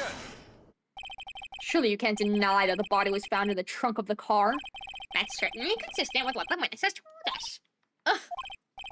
Please, witness, go on with your testimony. I'll try. All you have to do is tell us only what you saw. Otherwise, the mean lady might yell at you again. Oh my god, shut up! Who is he talking about? Alright, I'll do my best.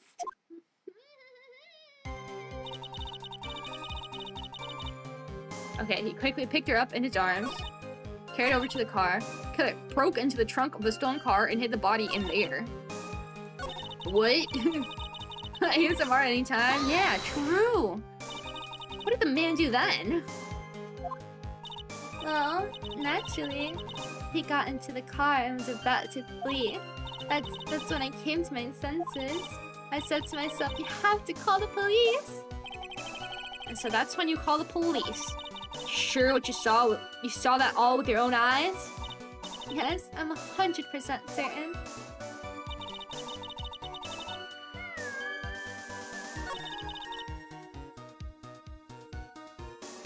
He broke into the trunk and what?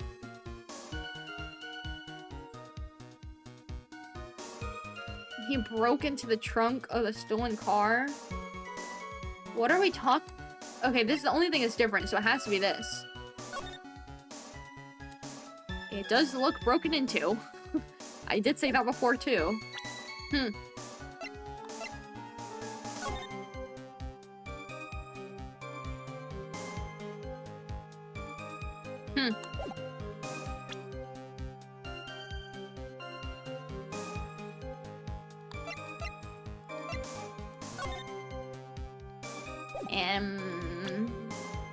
Okay, well, give me a minute. I need to use the bathroom because I drank water. So, ponder on this while I use the bathroom really quick, okay?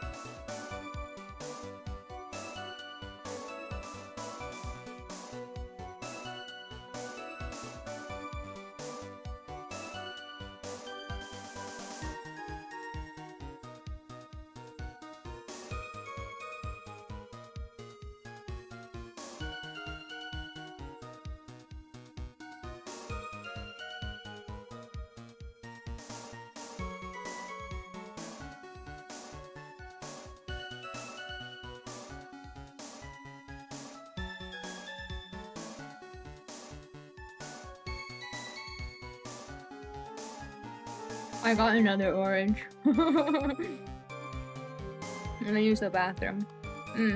I got another mandarin. I had one for breakfast. Oranges are delicious. Yeah, I used to not really be into them because I really don't like store-bought orange juice. I only like fresh squeezed orange juice. But oranges are so yummy. Welcome back. Yes, I'm back. I'm back. Orange, you glad they exist? That's a good one. That's a good one.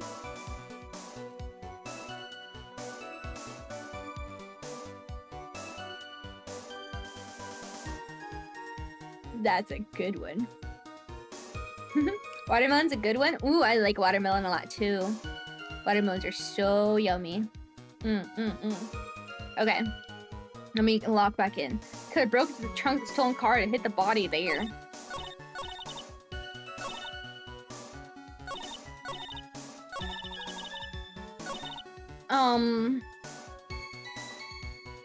Ban them? No! Orange, you glad they exist? That's so awesome! Hydrating with fruit as well, or pad. You're gonna make me now want to eat it. Now that you've said that, now I don't know if I want it anymore. Okay, killer broke into the trunk of the stolen car and hit the body in there. What's wrong about this? What's the contradiction here?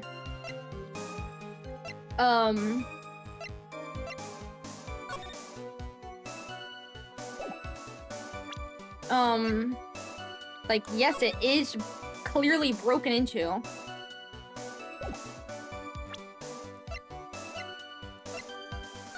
This is the only other thing with the car. This is, maybe because...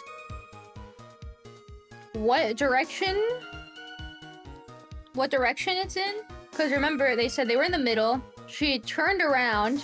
She ran 10 yards this way. He caught up to her, stabbed her in the back, caught her before she fell, and then he went all the way back here and put her in the car? Or was the car over? Like, what are we talking? I don't know. And then he turned back around and carried her all the way back, broke the thing, and then went off on his merry way. What? What's the contradiction? What am I looking at? Stabbed her in the back, picked her up in his arms, then he carried her over to the car. Killer broke into the trunk of the stolen car and hit the body in there. Couldn't just leave the body on top of the bridge.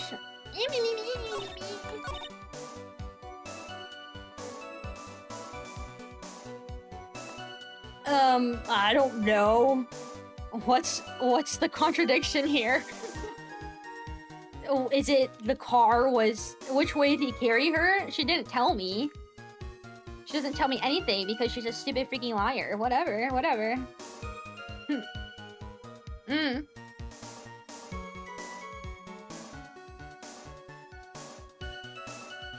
I made enough pancakes for 5 families. What? I did not read that. I did... finally finished. I made enough pancakes for 3 families. Where did 5 come from? Who are you? Are they good? What type of pancakes are they? They're normal pancakes? Are they pancakes with like bananas and stuff? You got maple syrup.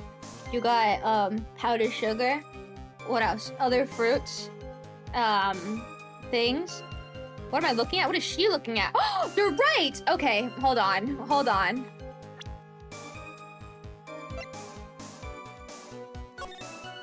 She can't see anything because there's a giant cliff here. Well, that's what I thought. I thought they were like over here and then she couldn't have seen anything anyways. That's crazy. You're right. Okay, thank you. How could you have seen that if you're on the other side of this big mountain? Genius assistant. Objection! Well, Miss Foster, looks like you've done it this time. Done what? Made a crucial mistake. A crucial mistake? Like what, Miss Faye? The killer broke into the trunk of the stolen car and hid the body in there? You're saying you saw that, right? With your very own eyes? Yes, and? It's simple, Miss Foster. Take a look at the diagram. The place you claimed to have taken the photo from that day is here. Do you see what I mean? Even if you try to see the car, this outcropping of the rock is directly in the way. Huh? That's right, Miss Foster. From where you were standing, you could have not possibly have seen the killer's car. I admit that the diagram shows a large outcropping of rock. However, it isn't so tall that it would stop her from seeing the car. That's right. It's not high at all. I was able to see his car just fine. I'm so sorry, but that just doesn't wash. I believe it was the witness who presented this as evidence to the court, yes? This is the location that the photo was taken from. Your own photo tells the whole story. You're right!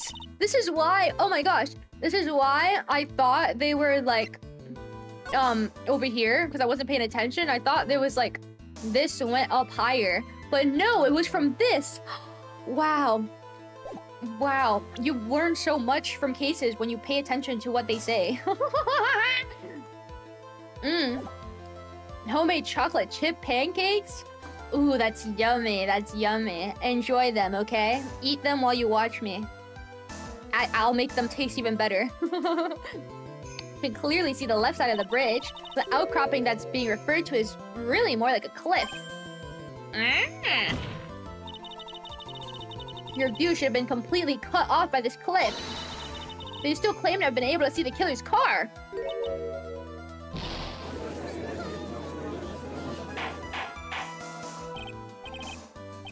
Order in court! What is the meaning of all this ballyhoo?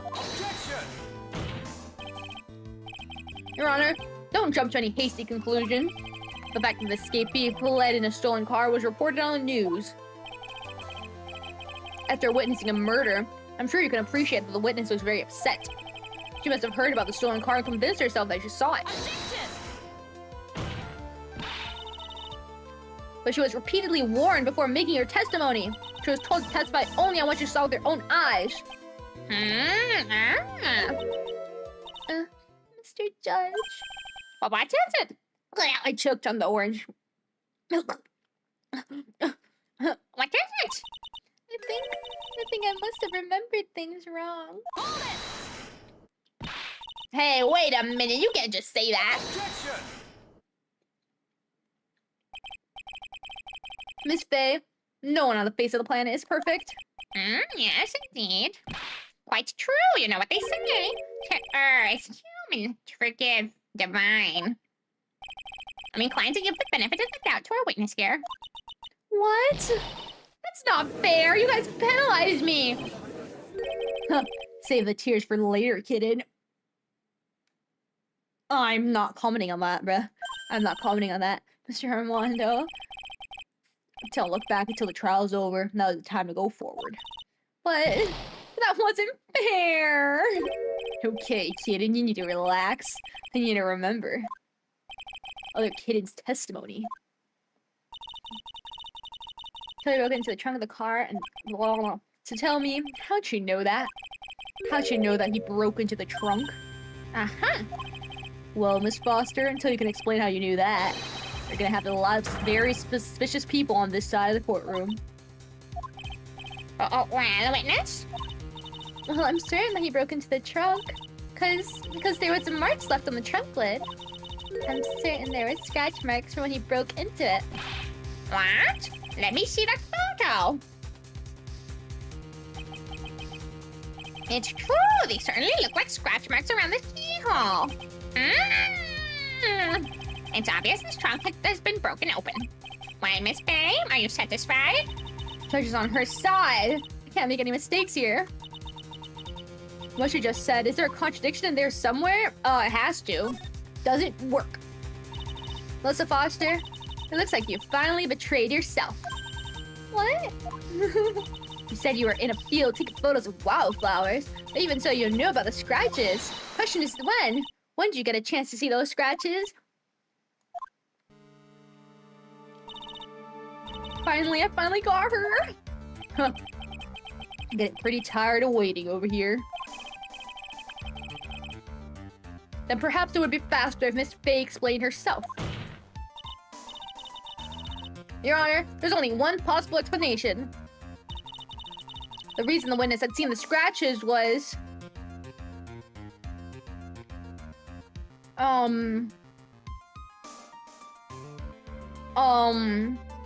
happened to be passing by? No. No? She's the owner of the car? No, they stole it from a young couple at a red light. So that doesn't make sense. Put the corpse in herself. Maybe she did put the corpse in herself. Yeah? Okay, let's save. Let's save before I poop on everything. She... Oops! No, do not go to title screen. She put the corpse in herself. There's only one way that the witness had the chance to see those scratches. Yes, what is it? Naturally, when she opened the trunk and stuffed the corpse in herself. The person who really hid the body in the trunk of that car was... Melissa Foster. It was you that did it, wasn't it? That's ridiculous. I could never. It was the man in the prison garb. He was the one that... I don't think so, Miss Foster. If Mr. Falls had been the one that put the corpse in the trunk, he would have simply used the car key. There's no need to break it open. Yeah, he stole the keys. But he stole the car. He stole it from a young couple that had been waiting at a red light, which means that the key would have still been in the ignition. Oh, I see. Thank you for telling us about the scratches, Miss Foster. Without that, we might have never uncovered the truth. And it couldn't have been Mr. Falls that put the body in the trunk. Preposterous to even suggest that the witness put the body in there.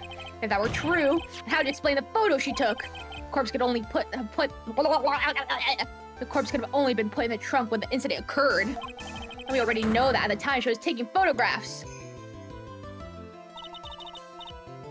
Now's your chance, Mia. Finish this thing. On the contrary, I'm not so certain about that anymore, Mr. Edgeworth. There's no need to There's no need to think too deeply about it. What I'm saying is that the shutter for this may have not been pushed by Miss Foster herself. Yeah, it has a timer function. Let's take another look at this camera and see what features it has, shall we? It has a timer built into it, even a mini tripod. Why, it's almost as if she bought this camera just to take this picture. Objection! What are you trying to say then, Miss Faye? That when the crime occurred, Miss Foster wasn't in the field that she claimed? Well, if she really did use the camera's auto timer, then the answer is yes, she was somewhere else. Exactly, she was not in the field. Would the defense please explain further? Listen, this is a crucial point. Oh, I made a mess. I spilled orange juice all over myself. Hold on.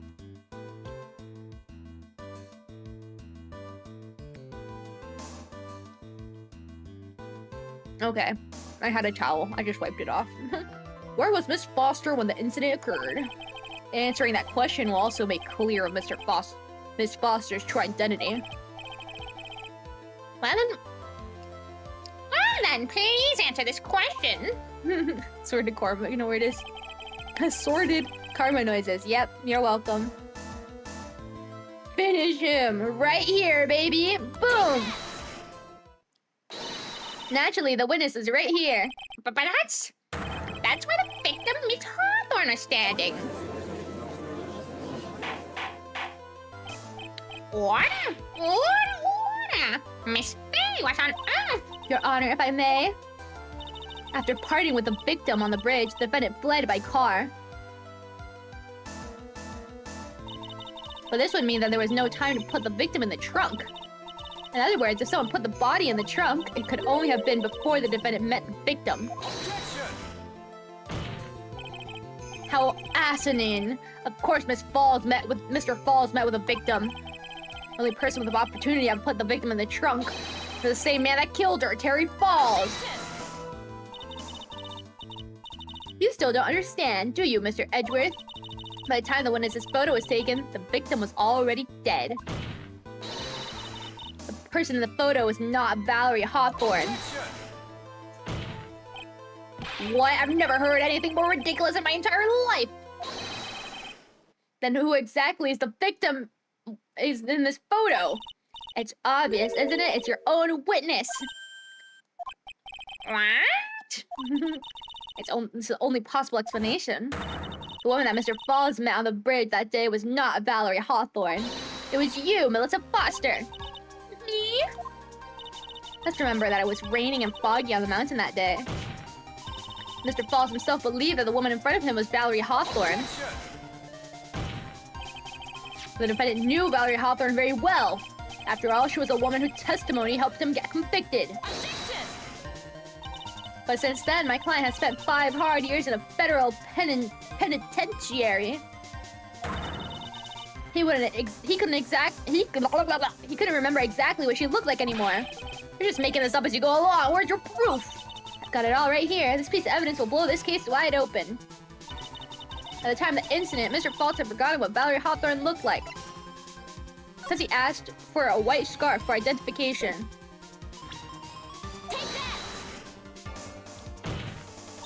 Mr. Falls had forgotten the victim's face. That's why he needed some piece of identification, namely this muddy scarf. It's Mr. Falls who requested that she wear this scarf to identify herself. That's already been proven by the note the victim left. In other words, as long as you were wearing a scarf like he asked, anyone could have pretended to be Valerie Hawthorne. Well, what do you have to say to that, Melissa Foster?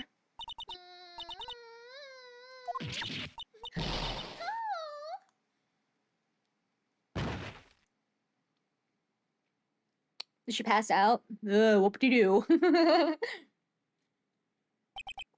Will you check out the gallery after the end of Trials and Tribulations? Yes, I want to check it out, but I haven't because it said, like, when I opened the first time, it was like, oh, there's spoilers. So I was like, when we finish it, we'll go through the whole thing. Where's Miss Foster? She's collecting herself in the lobby. Obvious that Melissa Foster did it. She hid the body in the trunk and disguised herself as the victim. She set up the camera to snap a fake photo of them together. Only question is, why she'd do it? Well, isn't that obvious? She's a real culprit. We'll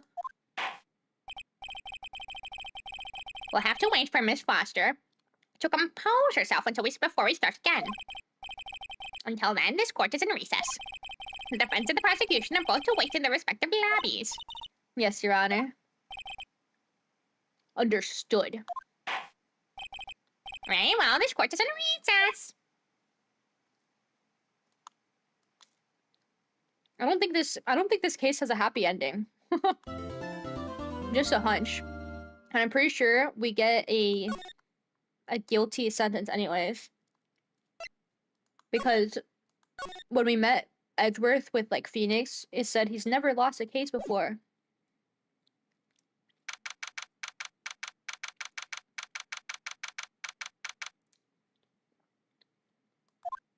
Right? Mr. Falls, I'm sorry.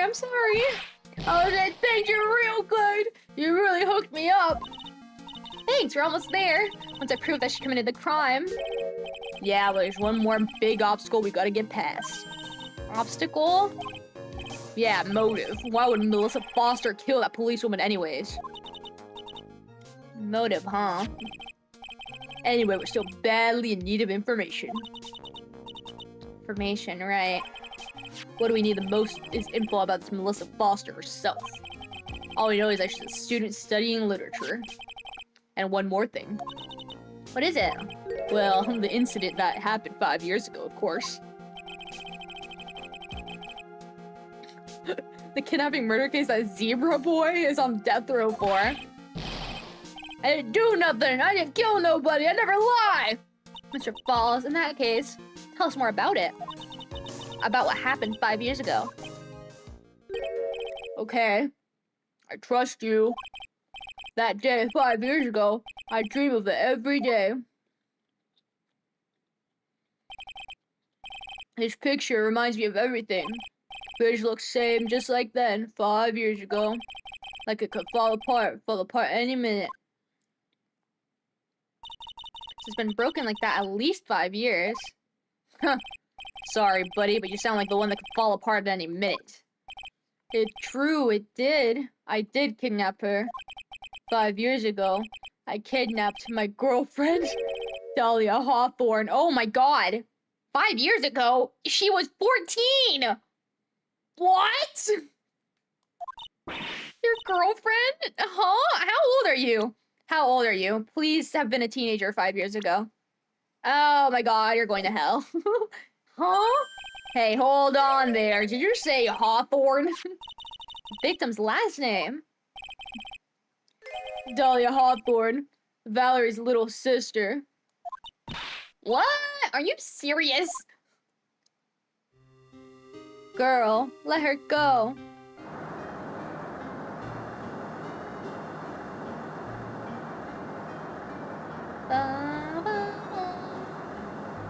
Shut up. Come closer, and I kill her. Sorry, but you're not going to get the chance.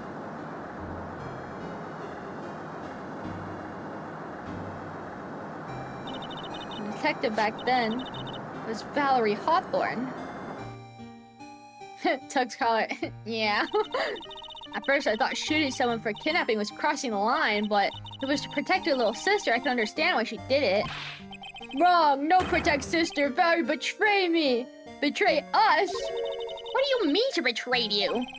Everything, all lies, all make-believe. Kidnapping too. A make-believe kidnapping? Dahlia, my girlfriend, my love, my teen angel. Ugh, did he actually say my teen angel? He's seen one too many soap operas. I do anything she says. Anything Dahlia says.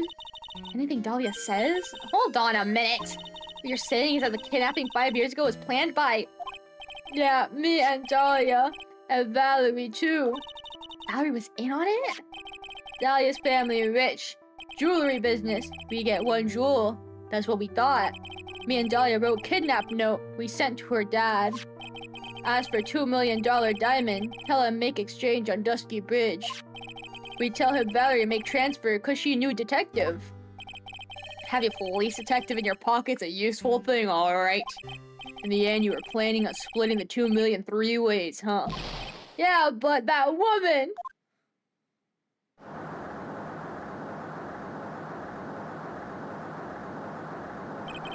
That woman, Valerie, she do it for real! She shoot at me for real, me and Dahlia! I was shot in arm, Dahlia. She jump in river.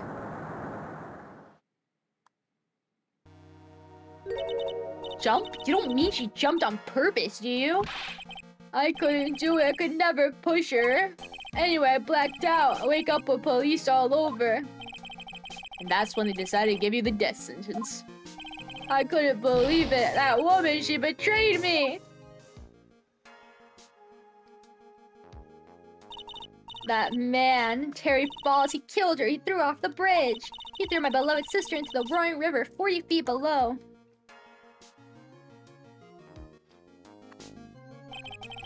These 5 years, all I wonder is why? Why did she lie? That's all I want to know. So that's why you called her. You wanted to hear the truth from Valerie herself. Yes, but I forget what she looked like, so I tell her to wear a scarf. I don't want to hurt her. Just ask why. Why did you lie? Why did you betray me? I just want to hear answer come from her mouth. That is all. So that's why you made a crazy escape like that. Just one thing, Zebra Boy. My senses are tingling all over. Tell me, Mr. Falls, where is it? Huh? Where's what? Come on now, kidden. The ransom. The $2 million diamond. Remember that now? Did you give it back to Pops? Did the police take it? I don't know. Huh? You don't know? No, really, it's gone with Dahlia. With Dahlia? That day on the bridge. Dahlia put it in backpack. Now gone with Dahlia, gone forever. Into Eagle River.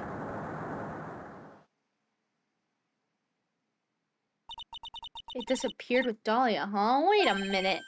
You can come back in now. We're about ready to go. Hold on, let me read this note again. That's not the note. I'm stupid. Here's a note. Talk to Dahlia. Tell her this time the whole truth must come out.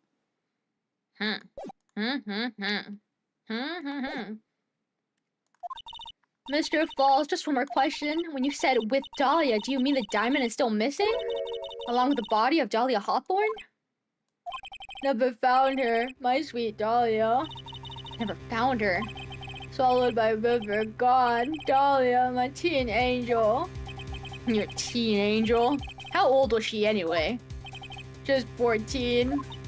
14? I guess you're robbing cradles before diamonds. Plans a fake kidnapping and disappears into the river with a rock worth 2 mil. Man, oh man, angels these days. Falls takes the fall, gets a one-way ticket to death row. Is Dahlia Hawthorne an angel, or is she really a... It's time, kidden. Looks like we have a few more aces up our sleeve now. You bet! Oh, hell yeah. Training wheels come off now, Mia. You gotta strike while the iron's hot. That's one of my rules, remember it. I bet she dyed her hair. I bet she just had black hair like her sister. No? Now then, let's continue with the trial of Mr. Terry Falls. Witness, are you feeling better? Yes, Your Honor. I'll try my best.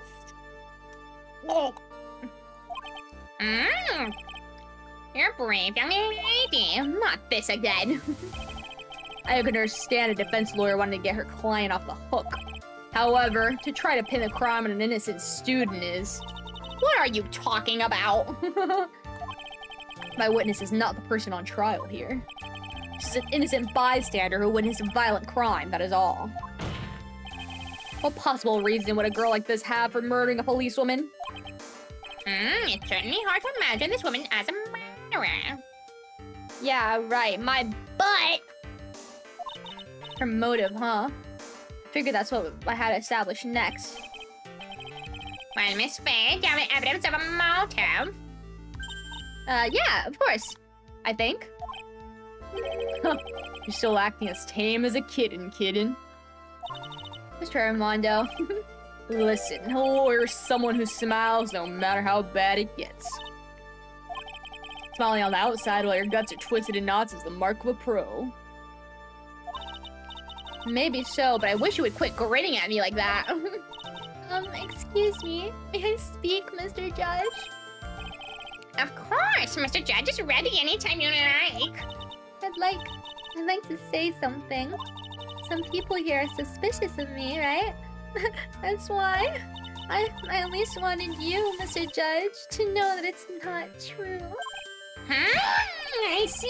You're such an honest, upstanding young lady. Looks like this witness is a real professional. What do you mean?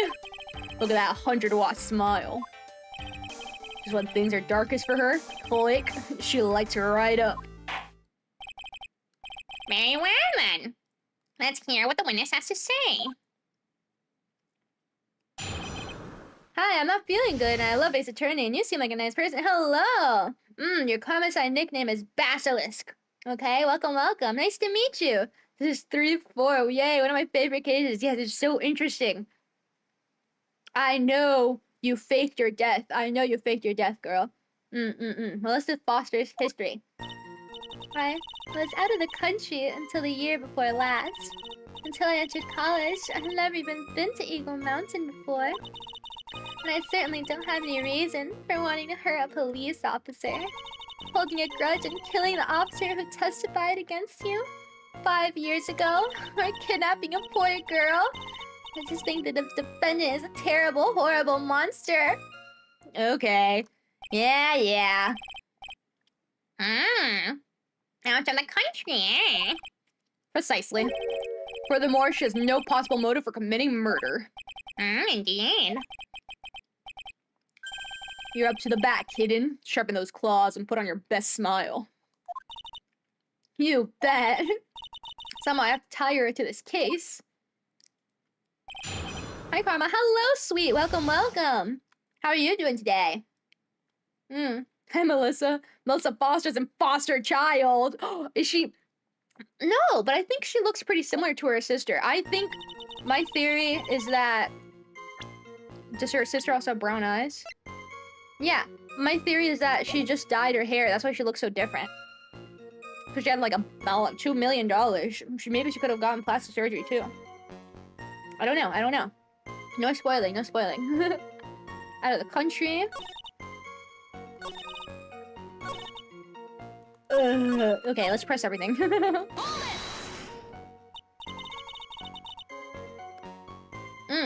Fun fact, in the Ace Attorney fandom, people seldom refer to cases by their names. They're known by their number instead.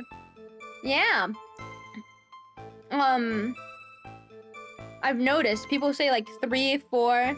People say 1, 2, or whatever, stuff like that. Because all the names are like, aren't they all like kind of the same? Turnabout something. The turnabout recipe. The turnabout... What the hell is this one called? Hold on. Turnabout beginnings. Turnabout samurai. Recipe for a turnabout. Like, all of them, they're all the same. I refer to them as, I don't remember. The restaurant one, and the Phantom Thief one, and the ex-girlfriend one. That's what I remember them by.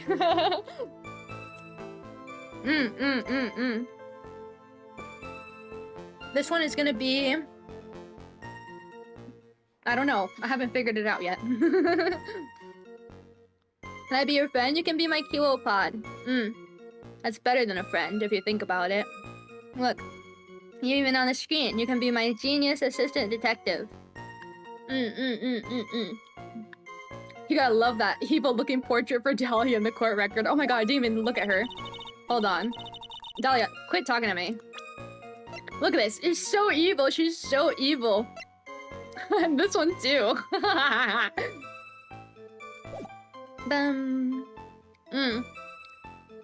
Turnabout memories. Nope. Turnabout beginnings. I'm wrong. The circus one. Yeah. 15-hour one. What was the 15-hour one? That wasn't the circus. It was the Edgeworth is back. No, that's the kidnapping one. The kidnapping one. That's what it is. Gotta love how Turnabout Beginnings is the 4th case, the 3rd case chronologically in series order. Yeah, right? Like, this is the first Mia case ever, so technically it comes before every other Phoenix case. Because it's like, it predates Phoenix by a lot and stuff. Now we just call it Turnabout Big Top. We don't even call it 2, 3. Doesn't even deserve the normal. Because Big Top, it's very memorable. The other ones are not memorable at all. Okay, quit distracting me. We're all living abroad, but after my parents were killed. It was a brutal civil war. She had to try to make her way back home alone. I lost everything. I didn't even have any personal identification. What kind of sob story is this? What do I do? Should I press her for details? Yeah, for you. A witness, answer my question. I'll even repeat it for you. What country were you in? Objection! Your Honor, this line of questioning is childish. What country she was in and how many languages she may speak are irrelevant here. What we're here to evaluate is whether this witness has any connection to this case. Well, maybe the country she was in has a connection. You wouldn't know. Quit cutting me off, Edgeworth. I've lived abroad ever since I was a little girl. That's why I could never have known Mr. Falls or Detective Hawthorne. Yes, I think we've established that point. Yes, indeed. Well, then shall we add what you've just stated to the official testimony? Yes, please. Mr. Judge? Mama. Oh no. I didn't know neither the victim or the defendant.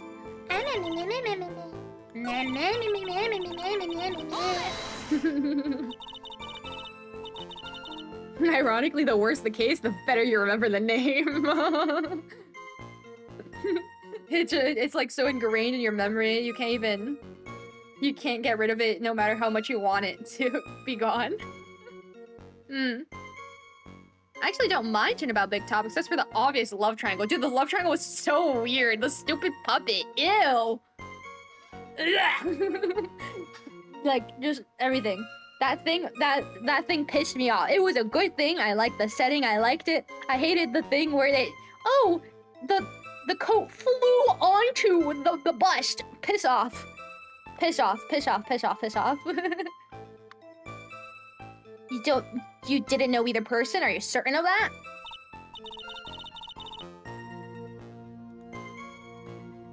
Yes. I'm afraid I'm rather shy around people. Oh, well, that can't be helped.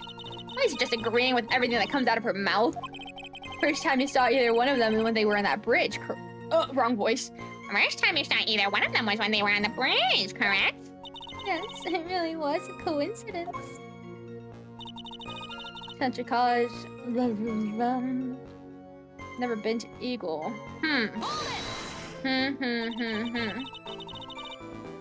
Melissa can weave quite a storied tale, I'll give her that. Which one is oh, this is Melissa. Dude, I forgot. What's it called? I forgot her name. Just Dahlia in my head. You said Melissa, and I'm like, what the hell is that? I forgot that's her fake name. Oh my gosh. She's 16. Yeah, I forgot her name. Regina? Was it Regina? Regina, and then her boyfriend is the hand of this like 30-year-old man and her like 20-something-year-old boyfriend. Like, oh my god, bro. Oh my god. Oh my god.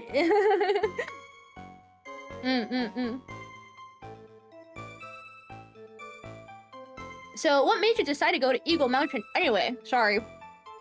I'm eating my Mandarin. I just love being outdoors. Picnics, hiking, you know, that sort of thing. You don't look like much of a hiker to me. Oops. Oh, crap. But you do look like a digger of sorts. You just saying she's a gold digger? What's going on? But Eagle Mountain's a 2-hour drive from here and no trains run through there. There are plenty of mountains that are easier and closer to get to. Well, I went there once with the college hiking club. I fell in love with its stark, desolate beauty and its cold yet romantic gloominess. Didn't know you were such a goth. By the way, what's the name of your college? Objection! The prosecution objects to any questions that involve the witness's private life. Ugh. All that matters is that she's a material witness to a crime. The witness doesn't need to respond to questions that are clearly malicious in intent. Thank you. She's really gone too far. Miss Berry, you're treading on thin ice here. Hardly said anything. Talk about sensitive.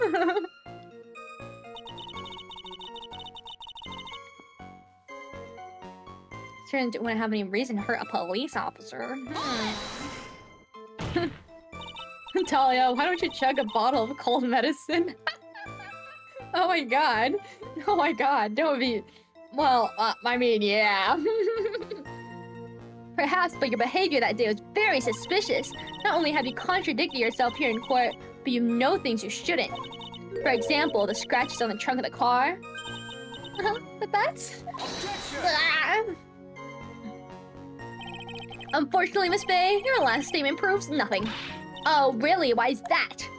The witness came to the police station once to identify the suspect. It's entirely possible that, at that time, an officer showed her this photo. That seems like a rather serious mistake.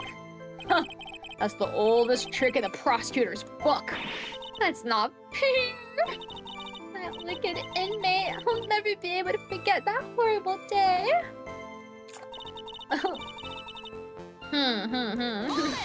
Praxis, hello, welcome.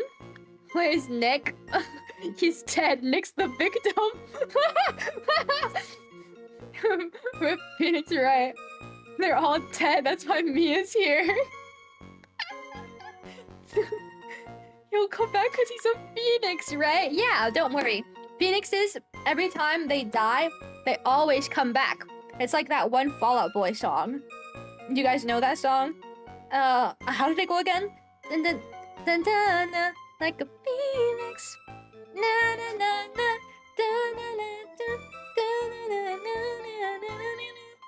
I'm gonna raise you. I'm gonna change you like a remix. Okay, I don't remember. Sorry. Yeah, don't worry. He comes back because he's a phoenix. Obviously. You figured it out. Praxis. You figured out the plot twist. Yeah, why do you think the judge looks different? It's Ghost Court. Ghost Court full of ghost tricks. No, we're Praxis. Don't let the kiwopods lie to you like they do to me. We are in the past. We're at Mia's very first case ever. So Phoenix isn't here because he's in college for like art or something. A grudge? Well, the policewoman's testimony was crucial, wasn't it? Crucial in getting the defendant sentenced to death. Yeah. Yes, and that's precisely why he harbored such deep anger against her. So much anger that he forgot his own guilt. My client has always maintained that he's innocent of those charges. He seems rather forgetful. Your client, I mean. Not only did he forget about what he did, but he forgot about the poor policewoman as well. What do you mean by that? Your client forgot what the detective looked like, right? It's too bad for her that he didn't forget about her testimony as well. Well, she's right about that. Mr. Falls is kind of forgetful. Let's press. La freak? He said he forgot what the detective looked like. What do you mean by that? Well, he couldn't tell who she was without some sort of identification, right? Quite right. That's why the victim was wearing a scarf as identification. Why? If I'd been wearing a white scarf that day, then he probably would have tried to kill me. That's true. He's clearly a bitter man. This is bad. Mr. Fall's reputation just keeps getting worse and worse. Sometimes it's best to not poke too deep. What should I do with that last statement?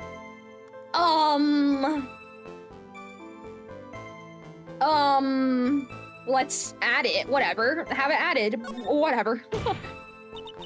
Your Honor, what the witness just said now was tremendously important.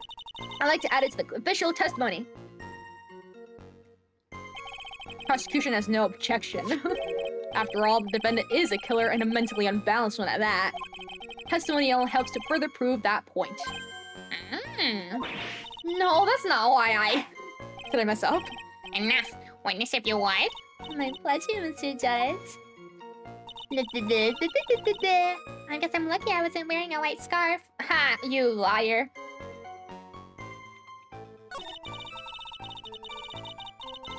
Fun fact, if it weren't for Edgeworth's prosecutor ways, Phoenix would have been a thespian actor and moved to Europe. Yeah, what? He was in art school for acting? No way, but he sucks at it. That's crazy. I thought he was just like an art student for like drawing and stuff, but I guess the arts also includes theater and stuff. That's awesome. He was a theater kid. Okay, ladies, I love that song. I love that song too. I love Fall Out Boy. Wow, we have so much in common, you and I. Basilisk. Fallout Boy, Unk status secured. What do you mean? What do you mean? How is that Unk? I found that song. I found that song Phoenix from, you know how like there's like anime music videos like AMVs? I didn't get it from that because I wasn't into anime at the time. I got it from a My Little Pony music video. Like the edited ones on YouTube. And I was like, whoa, this is so awesome. I love this song. And the rest is history. Wait, why is her uniform purple? Wasn't it blue? What do you mean?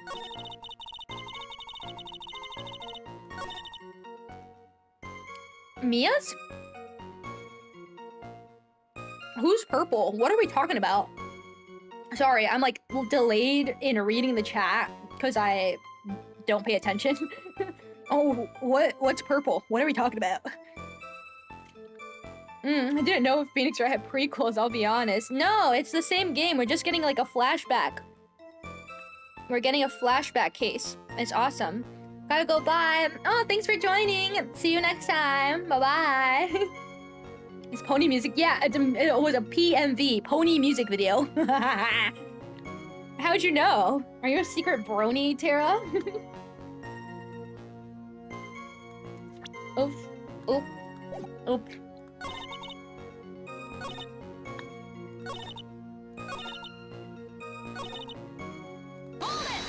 Bum bum bum. You knew about the incident? But weren't you out of the country until the year before last? Well, I saw a report about the escaped convict on the news. That had an in-depth report about his whole history. So, you were living abroad 5 years ago, is that right? Yes. I can't let her get away with these little lies. Listen to me, she's neck deep in this whole thing. Somehow you're just gonna have to get her to show the court her true self. Okay. I know. It has to be this, because we added this here, so it has to be this. Okay. Because I'm lucky I wasn't wearing a white scarf, but this is blue. Isn't this blue? Isn't this a blue scarf? No. No? It's a very lucky wild guess. It has to be this. This is the only thing with a scarf. Unless you want to talk about this, but you can't tell the color here. But she wasn't wearing a white scarf. Witness, I want you to look at this photograph you took. Eh? It's hard to see in the photo, but look at the scarf the victim wore as identification. Ah, you're talking about the scarf right here, eh? Yes, that's it. The scarf the policewoman was wearing. I've got her now, just don't mess up. But that's strange. In your testimony, you stated the following. I guess I'm lucky I wasn't wearing a white scarf. All right. This is the scarf you identify as belonging to the victim. It certainly doesn't look white to me. Oh. Well, it was foggy that day and it was raining as well. It's not surprising that she mistook it for white. Sorry, but not this time. The witness just confirmed that this was the victim's scarf. Yes, but what's the significance? It's true the scarf doesn't look white, but... There's only one explanation for this mix-up. The reason why the witness thought the scarf was white is because... Oh, I don't know. Because of the photo? Right? If in the photo it's black and white, it looks pretty white. It has to be this, right? Here's a definite piece of evidence that proves it. Oh, I freaked it up. That's your definite piece of evidence. Oh, no! Oh my god, it's the freaking phone call! What am I saying? I'm skipping. I'm not reading that. I'm not reading my humiliation. It's the freaking phone call. I had to tie it in. As she's Dahlia. I'm so stupid. Take that! Witness. Have you ever seen this note? No? No, never. ever. It's top secret evidence. There's no reason that you would have.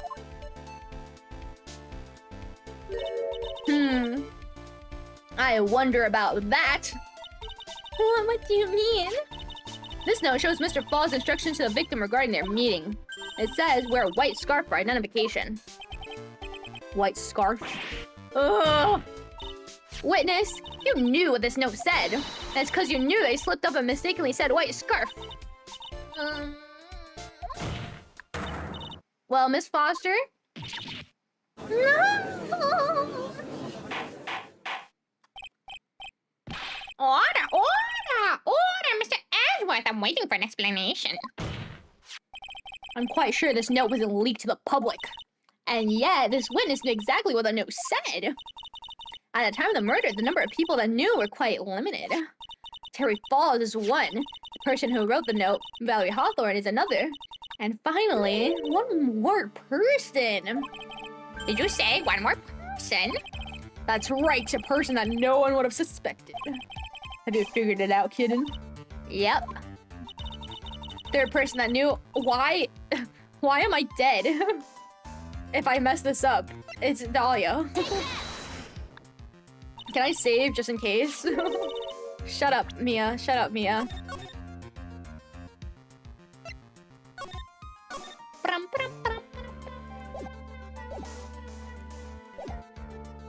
And that person is Dahlia Hawthorne. Dahlia Hawthorne. I've never heard that name before. Look at that victim's note. This is what it says. Talk to Dahlia. Tell her this time. That's her name, right there. What's this? So who is this person? This Dahlia Hawthorne? Huh. Miss Faye must be desperate if she's trying to bring up the dead back to life. The dead? Dahlia Hawthorne was the victim's deceased younger sister. She was killed in a crime 5 years ago. Killed in a crime? You don't mean? Yes, she was kidnapped and killed by Terry Falls.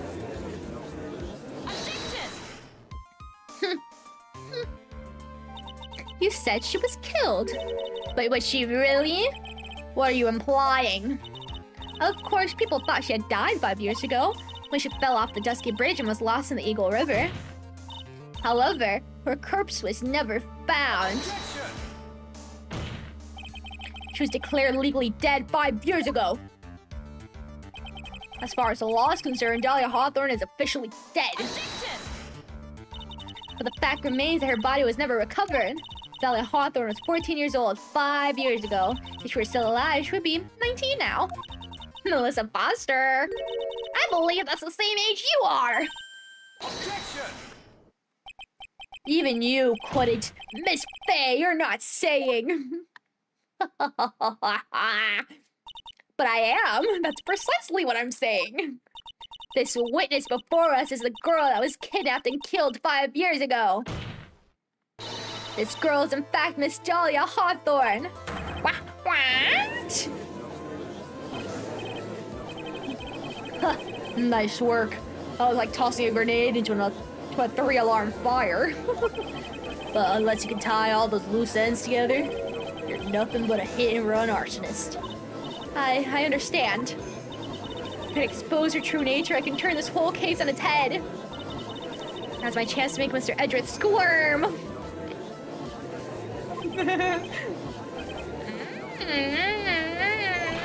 Witness, just who are you anyway? I didn't think it'd come to this. That's enough. You don't have to say any more, witness. Yes, I understand. What? Mr. Edgeworth, explain yourself. Your Honor, I have an admission to make. I honestly never thought the defense would pursue the matter this far. You don't mean?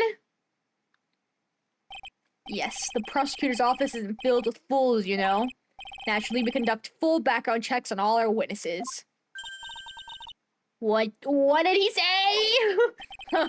Looks like the kid knew. He knew her true identity from the get-go.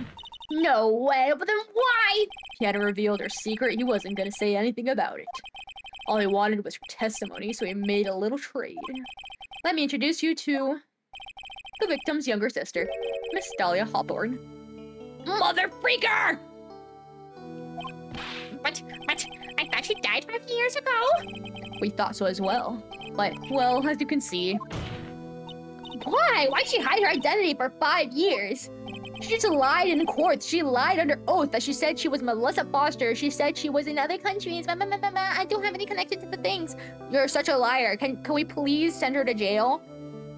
No, we can't. We can't. Because we love Dahlia Hawthorne. Yes, Dahlia Hawthorne. I would do anything for you, Dahlia Hawthorne. Like bruh. Mia's good at basic math. Noted. Also, Mia still talks like a villain sometimes, even in the past. Noted. It's cute. I love their little weird monologues. That's nothing to do with the current case. She was merely an accidental witness to a crime. Accidental? I don't believe that for a minute! For the last 5 years, she's been playing the role of a victim. And now we find her acting suspiciously at the scene of another murder. Objection!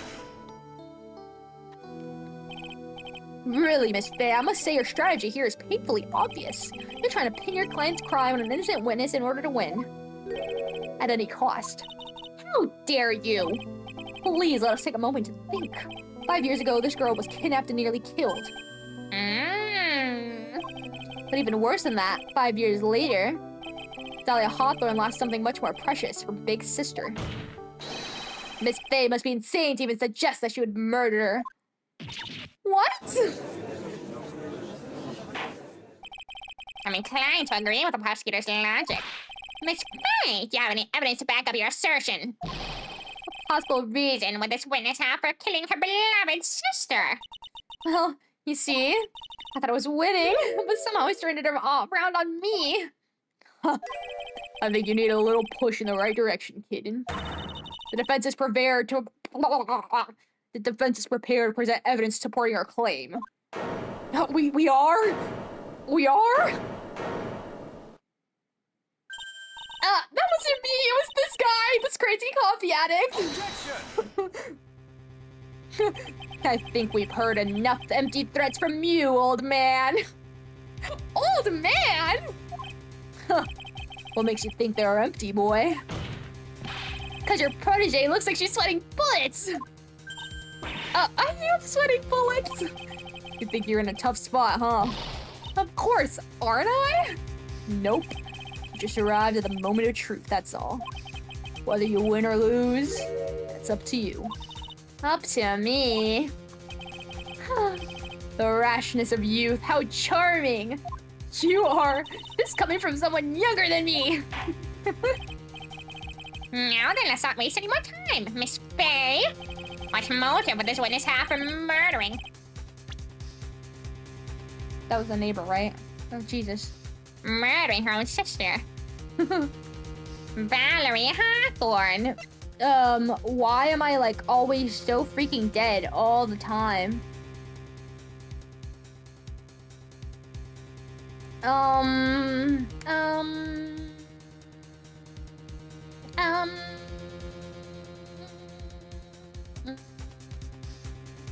I don't know what motive.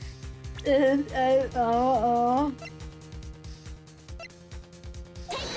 did not mean to click that. I was trying to go back. You're kidding me. I was trying to go back. I did it again. I've done this like 50 times. I hate this stupid UI. I hate this stupid UI so much. I was trying to go back and I pressed present. I pressed present evidence. Oh my god! Why? This stupid game with its stupid navigation system. You kill me, bruh. You kill me. Okay. We got a bad ending because my... Whatever, I'm not reading this. The rashness of youth. Oh, that's enough! You're going to hell.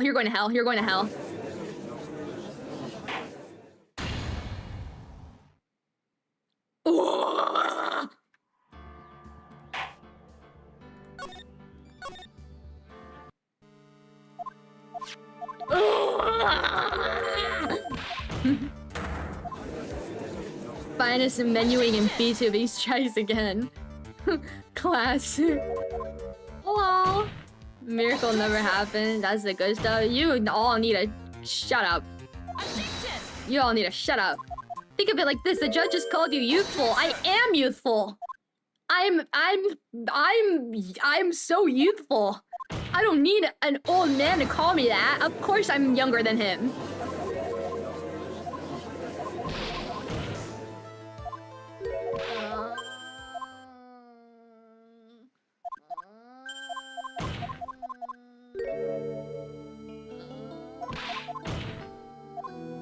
I have to skip so much, cause my stupid chud, freak my stupid chud life, bro. How dare you? Mama. I'm gonna save over here, just in case I mess it up again. Stop.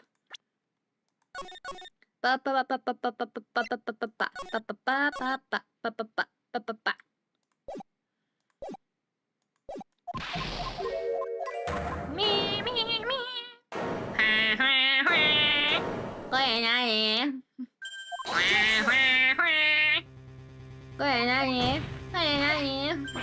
Have you guys ever seen that video, or is that like a me thing? What motive would this witness have for murdering her own sister, Mallory Hawthorne?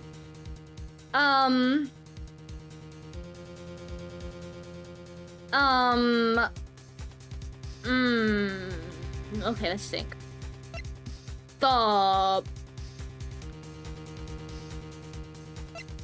This? Talk to Dolly, tell her this time the whole truth. It has to be this, right? Because she talked about...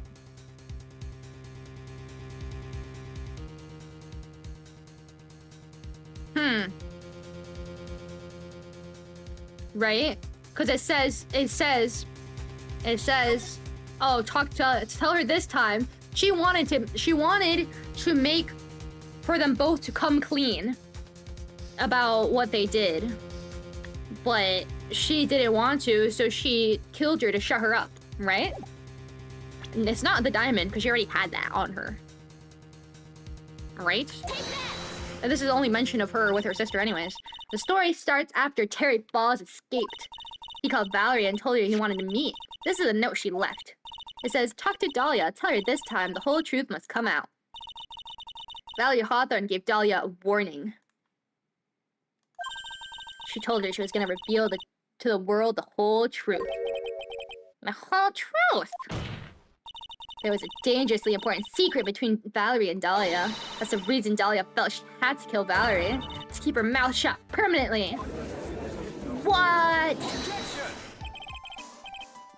A terrific story, Miss Faye, if you like fiction, that is. Enlighten the court, Miss Faye. What was the secret that was so important? Where is your evidence? Dahlia and Valerie Hawthorne and Terry Falls. There's only one important secret that connects them all.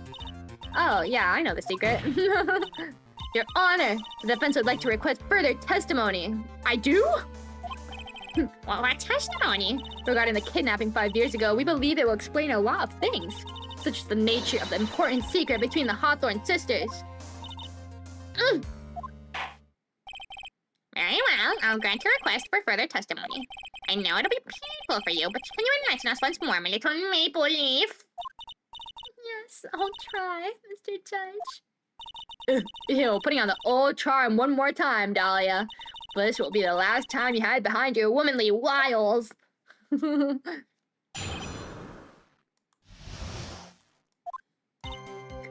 years ago, I was kidnapped by Mr. Falls.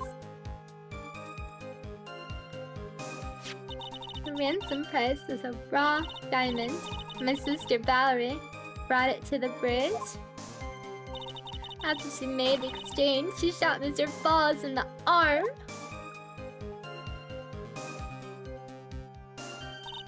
That's when Mr. Falls tried to kill me by shoving me off the bridge from behind. I survived, but I was afraid I might be kidnapped again for my family's money. I decided to change my identity and start a new life.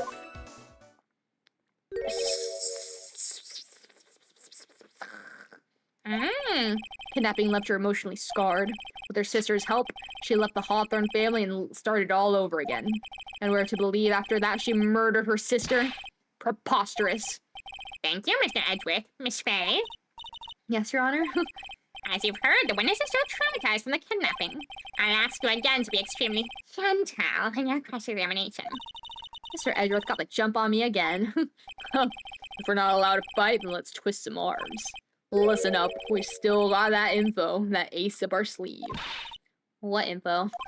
Come on, kid, don't say you've forgotten already. The fact that the kidnapping 5 years ago was staged. Yeah, that's right, it was a fake kidnapping.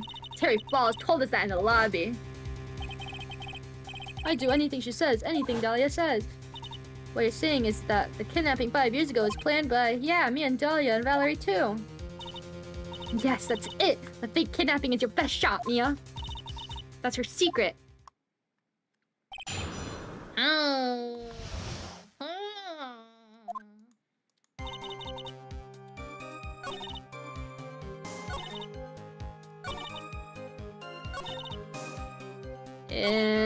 I guess I'll...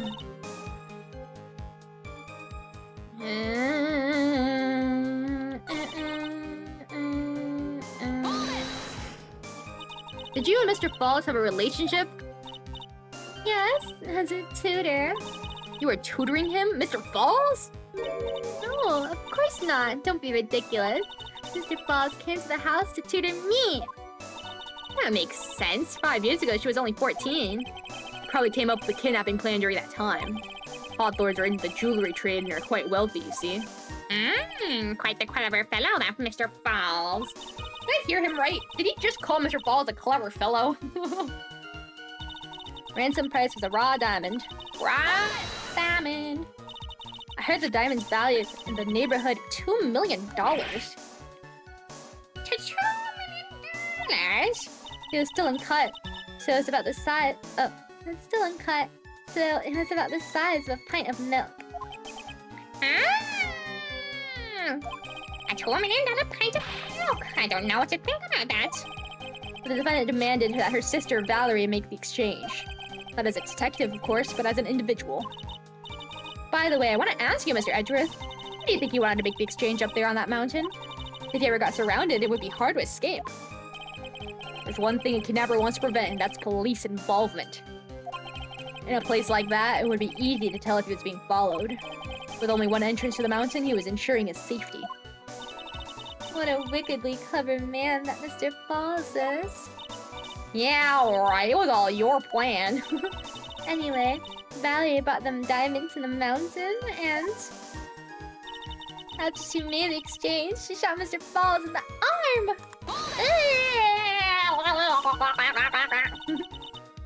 If only you were to make it a medium rare diamond! That's a good one! High five! That's a dangerous thing to do, considering you're being held hostage. Yes, but actually that saved my life. What do you mean? You see, Mr. Falls was holding a knife in his right hand. Somehow I just knew he was gonna use it. I knew he was gonna use that knife to kill me. That's why my sister shot him. It was to save me. Shoving me off the bridge from behind? Shine bright like a diamond. Shine bright like a diamond. I love that song. I don't remember how it goes. Maybe I don't love it that much. I like that song. I like that song. I'd like to hear more about what happened right at that moment. Well, Mr. Falls was shot in the right arm. He let go of me. I was dazed. I turned to try and run away, but Mr. Falls turned to grab me as well. As I ran past, he and I locked eyes for a second, and he gave me a large, bloodthirsty grin. Bloodthirsty grin? Oh!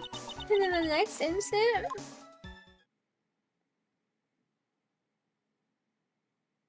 Wah. Womp womp. I advise the court to remember that the river is 18 feet deep and incredibly swift.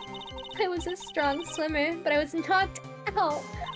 When I came to, I had been carried away by the river to a strange place. I'll never forget that day. Crumbling bridge, nowhere to run. And just one little shove from behind. That was it.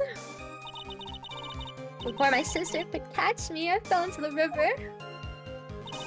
I survived. Ba ba ba ba ba ba ba ba ba ba ba ba. And that's why you hid your identity? Yes, I only told my sister. Well, you heard, Thorny. Yes, she's the only one who knew about me. Meanwhile, legally, this win has been deceased for 5 years. I didn't ever want to do something like that to happen to me again. And that new identity was Melissa Foster, right? Yes, my sister helped me get the official paperwork taken care of. That makes sense. Without an insider's help, doing all the paperwork would have been impossible. She's the only person left in the world I could count on. You think I killed her? There's no way I could. It's the moment of truth for this witness, too. Once the truth about the stage kidnapping comes out, everyone in the court will know how much of a Jezebel she really is. I've just got to prove that the kidnapping was a hoax. Okay.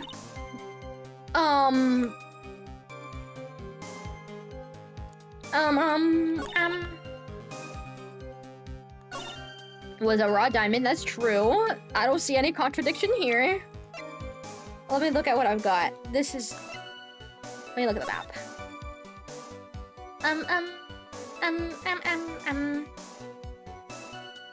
Okay. That's a map. That's a map. This is from the new thing. The bridge unchanged for 5 years? What? So what she's saying is right now, there are no holes in the bridge. But it was old and crumbling. But there were no holes in it. That's what she said before.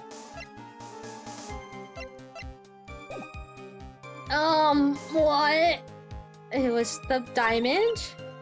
She shot him in the arm. Okay, in the right arm.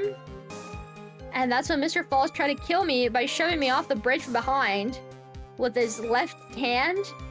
His right arm was the one that was holding a knife. Shoving me off the bridge from behind. What? But there should have been no holes in the bridge. Where did she fall off from? Cause she jumped herself.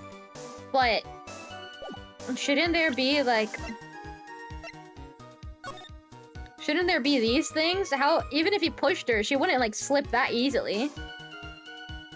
There should be no holes in the bridge based on what she said earlier about how, oh, they were over here. She ran 10 yards over here, but he caught up to her. So there should have been no thing. So where did he push her from?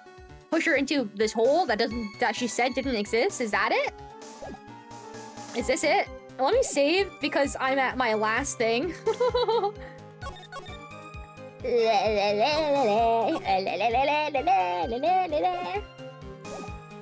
How did he push you? How did he push you off the bridge, bruh?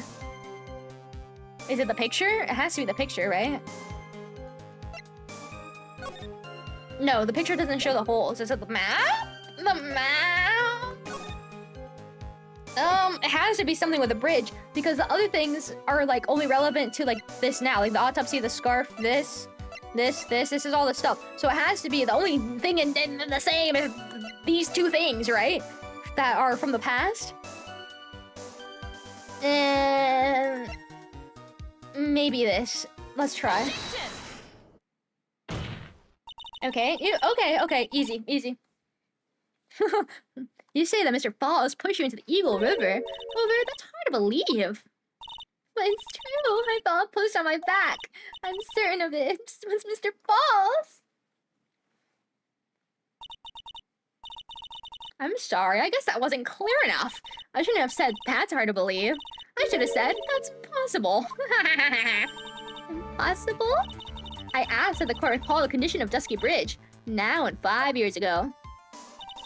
That bridge hasn't changed one bit in the last 5 years. If someone had pushed you from behind as you've claimed, instead of being carried away by the river. Oh, what? What? This isn't what I thought at all. Hello? Wait, what? Wait, what? I was going off the assumption that Edgeworth was like, oh, we don't know if this bridge was broken or not. So I was thinking, oh, so this proves that her earlier thing of running 10 yards was a lie. What? What? Somehow I got something right, what with the wrong? I brute forced it again, didn't I? Okay, my reasoning was, oh, she's going off her earlier lie that it was all like this. What do you mean the condition hasn't changed? I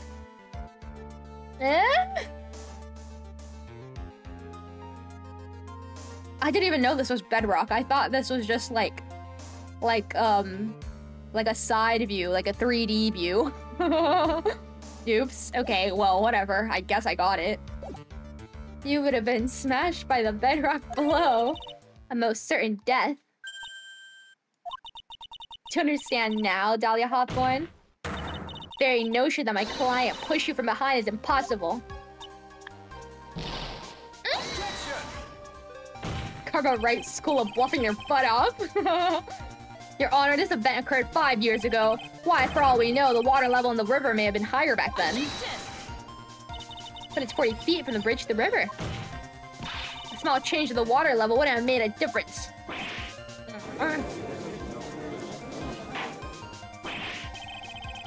You're right. If the events occurred just as the witness has testified, then the defendant couldn't have pushed the witness into the river.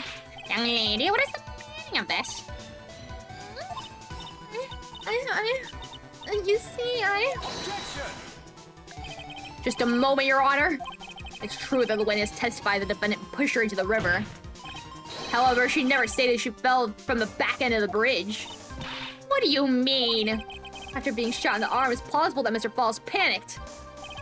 Therefore, he could have unwittingly pushed her off the side of the bridge. If that's true, she would have fallen into the river. Well, Miss Hawthorne, is Mr. Edgeworth's explanation correct? Now that you mention it, I do remember now when I fell off the bridge. My skirt got caught on one of the bridge's side wires. You can't be serious. Order in the court. It seems Miss Faye's assault has finally reached its conclusion. Not now, Mia. This is no time for retreat. Unfortunately for you, this is just the start of Miss Faye's assault. What? I believe your reasoning went something like this, Mr. Edgeworth. After being shot in the arm, it's plausible that Mr. Falls panicked. Therefore, he could have unwittingly pushed her off the side of the bridge. However, once again, I'm forced to say that's impossible. Ridiculous. What's so impossible about it? Because your flawed logic contradicts the court record. It does? Is it this? The fact that... Well, technically, like, you can't... Even if you push someone, they won't fall. They might, like, slip.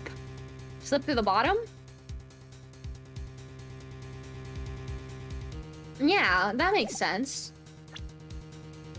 There's only, like, 5 pieces of evidence. There's nothing else. Your Honor, all of the answers are right here in this photo. Take a look at the wires supporting both sides of the bridge. They extend up about 5 feet off the ground. It would be impossible to push someone off from here. No! But let's remember the size and strength of the defendant. Wires like this wouldn't be a problem for him. He'd have easily picked up a 13-year-old girl and thrown her over. So young and already so forgetful, Mr. Edgeworth. Mr. Falls had been shot in the right arm. And more importantly, Valerie Hawthorne had her gun trained on him at point-blank range.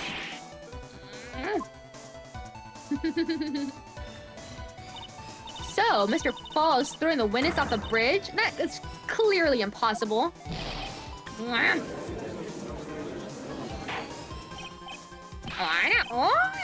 What is the meaning of this? Dahlia Hawthorne, you jumped into the Eagle River intentionally. What? What is this? Objection! Indeed, what do you mean by such a ridiculous remark? Yes, it's ridiculous. My sister was there to help me. She had her gun and handcuffs. She could have saved me. Jumping into a raging river like that would have been suicide. Perhaps, but still, that's exactly what you did. You're probably confident that you could handle a swift current. But even more so, the witness had a much more compelling reason for jumping into the river. Objection! Oh, then what was it? What was so important she wanted to jump in the river? Witness is still alive. The fact alone explains everything. This is why she risked her life by jumping into the rapids of the Eagle River. Boom! 5 years ago, something else has appeared along with Dahlia that day. The item that Valerie brought up into the mountain with her. The $2 million diamond. No, it can't be. Yes, Dahlia had it all planned from the beginning. The $2 million, she was gonna keep it all for herself. Jesus. She forced Mr. Falls to help her fake the kidnapping.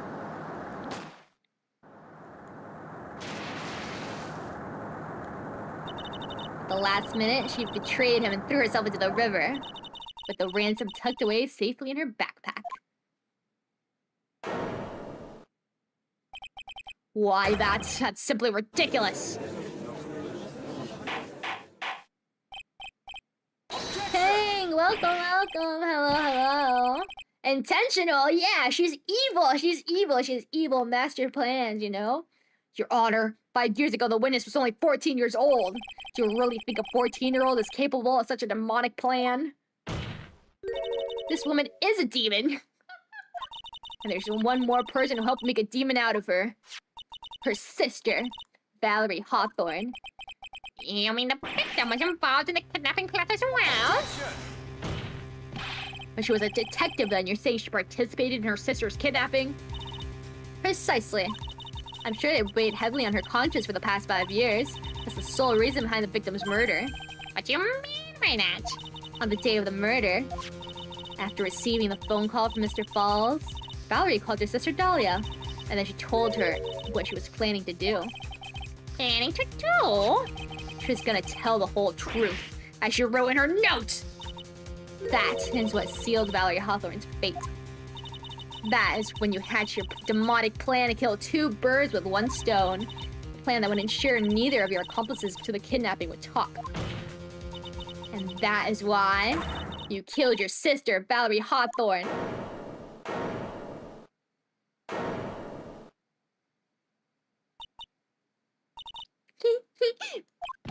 Who's that laughing at a time like this? Oh my god, she's turning evil again. Forgive me, it's just hilarious. Witness? Is that you? You amuse me, woman. Miss Mia Faye. You can certainly weave an exciting tale. Naturally, you have the evidence to back it up, don't you? Evidence? Evidence? Evidence that I planned the kidnapping, of course. And at 14, I plotted it with Mr. Falls and my sister. Well, And one more thing. What happened to the $2 million diamond? If you can't provide evidence to at least show that. Well, Miss Faye? I don't know. What a joke. You, Miss Faye! Are you stupid or something? I wouldn't prove a fake kidnapping that happened 5 years ago. I don't even have a decisive proof of Valerie Hawthorne's murder. Well, it seems that we've come to the end. To be honest, the witness's behavior does raise certain suspicions. However, I am forced to reject the assertions made by the defense. Of course you are. Is this it? Is it really over? That girl's made a fool of me and there's nothing I can do about it. Huh. Without evidence, the trial is over? Who decided that? Mr. Armando? Come on now, kitten. Haven't you figured out that you can make your own rules? For example, even if there's no evidence, there's still testimony. Testimony? On the day in question, Dahlia Hawthorne murdered her sister, Valerie Hawthorne. She hid her body in the trunk of Mr. Falls' stolen car and then went to meet with him. Disguised as her sister, Valerie Hawthorne. That's what you think, right? Yes, that's right. In that case, there's only one answer, right? There's only one person left who can testify about Valerie Hawthorne's murder. Since there's no proof, there's only one thing left to do. Who's the one person that can testify to that demon woman's crimes? Terry? Terry? Right? Your Honor, the defense wishes to call a new witness. A new witness? Yes, we would like to hear the testimony of Terry Falls. The defendant? There's only one person that can shed any further light in the situation. Only one person who knows that what Dahlia's role in the kidnapping was. Only one person that can say whether the person in the photo is Valerie Hawthorne, or whether it was in fact your younger sister Dahlia disguised as her. There's only one person who can solve this riddle once for all. And that person is Terry Falls. Well, Mr. Edgeworth, what is your take on this? Why not? The prosecution has no objection. Very well. May let's bring the defendant to the witness stand. Oh, please. Don't say something stupid. This is my last chance, Mr. Falls. My last chance to establish Dahlia's guilt. You're all I have left. You... Defendant, you've heard everything that's been said up to this point, yes? I don't believe it. No way. Dahlia died 5 years ago. Valerie betrayed me. Mr. Falls, I don't know what she said to you 5 years ago, but one thing is clear. Dahlia is very much alive, and you were used for $2 million. That's not true.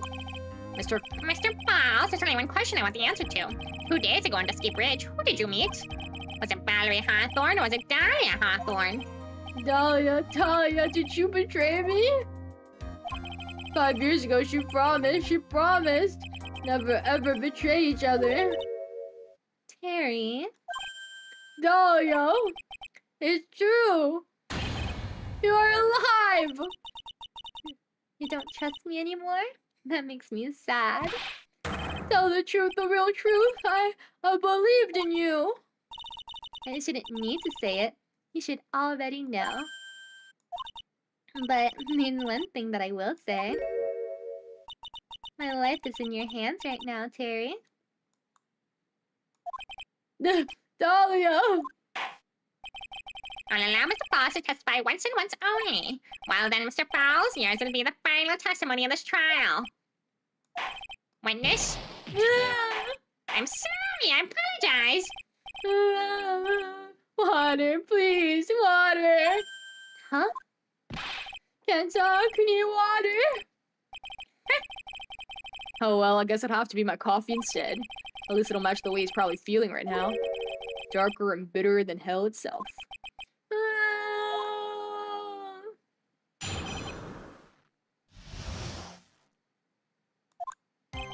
That day, 4 p.m., stopped the car. I was in front of the bridge. She wasn't there, so I waited on bridge. I watched my car from bridge. I never put no body in that car. Finally, when a woman came, she stood in front of me. We talked, then she left. That was Valerie, not my Dahlia. What kind of man falls for that? That's what I'm saying, Beth. Mr. Falls, you're covering for her. You think she would do the same for you? That's enough, Miss Faye.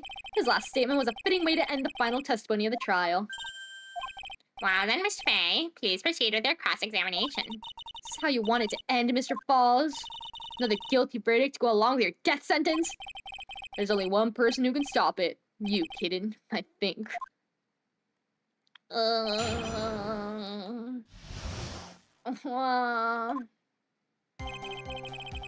That day, stopped the car in front of the bridge.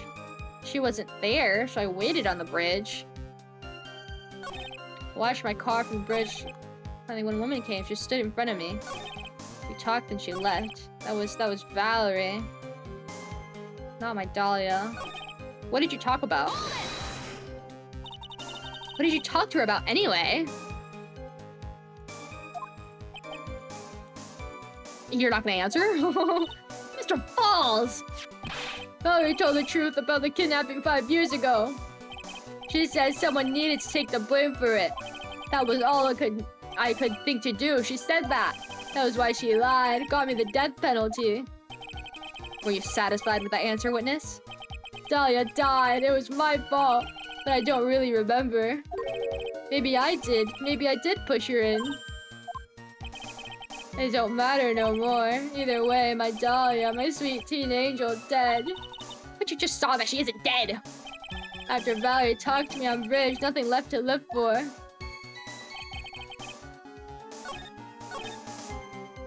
What was she dressed like? Mr. Falls, think carefully now. Are you certain that it was Valerie Hawthorne? I never lies the truth. It was Valerie. I remembered her face. Wait a minute. If you'd remembered her face, then why'd you make her wear this scarf as identification? Sorry, I told a little lie. But the woman I met, she was different from the woman standing here now. She was different. It was Valerie.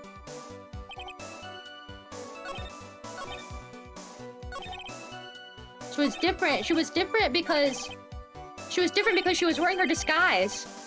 No? No?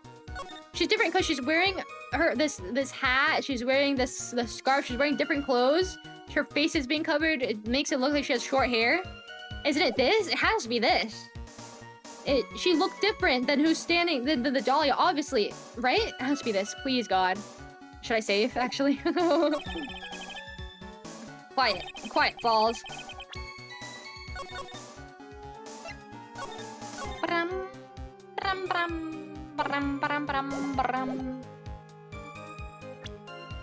One woman came. You have no idea if it's Valerie. You don't remember what Valerie looked like. And you wouldn't know what Dahlia looks like either because she's 5 years older. And, you would assume she's dead. Right? So when you got to the bridge, no one had arrived, huh? So you waited on the bridge? You're sure of that? Yeah, I'm sure. You're sure, huh? Well, I'm sure too, Mr. Falls. I'm sure that you're lying. Huh?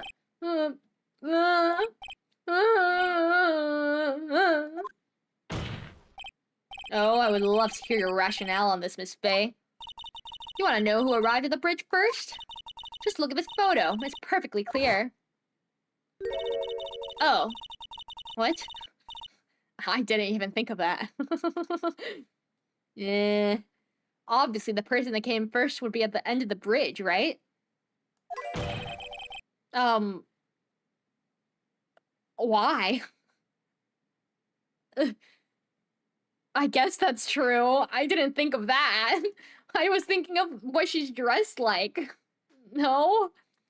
But that's the victim at the end of the bridge. What? Precisely my point. In other words, Mr. Falls, you must have arrived at the bridge after she did.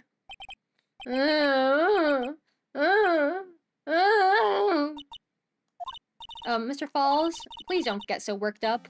We just want the truth. I got there around 4 o'clock, it's true.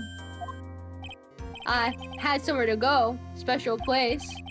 Did you go to this special place before you went to the bridge? Yeah, it's an old temple. About 15 minutes from the bridge. 5 years ago, me and Dahlia, we promised each other. We sort of wouldn't betray each other. She brought a memento to represent our love. A memento?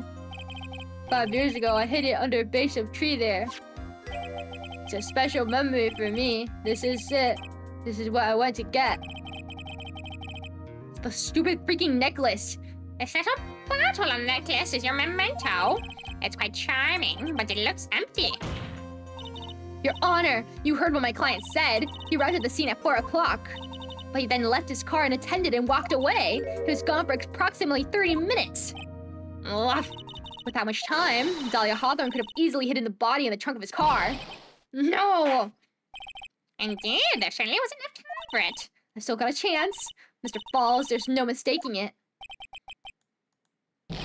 Well, did he kill himself? Did he just kill himself? Huh? Mr. Falls? Oh my god. That's enough. Please. What's this? I promised her 5 years ago. If it ever happens, that we can't trust each other no more, then we're supposed to drink bottle. Ugh. No, stop the trial! Your Honor, we need a recess! I was stupid, couldn't keep promise. So I did it. I drank this. No, we're so close, just a little more! I was gonna prove your innocence!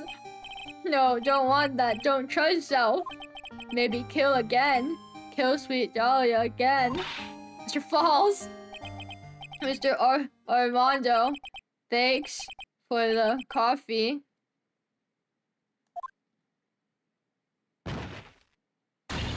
Mr. Falls!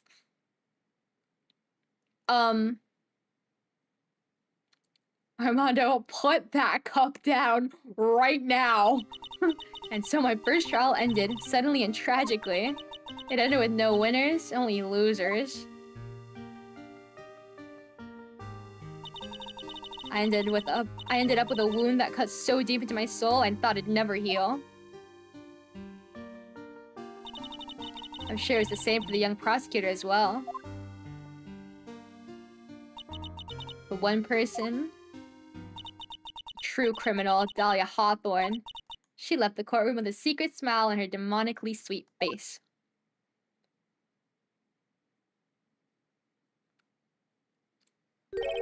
Unforgivable, that witch!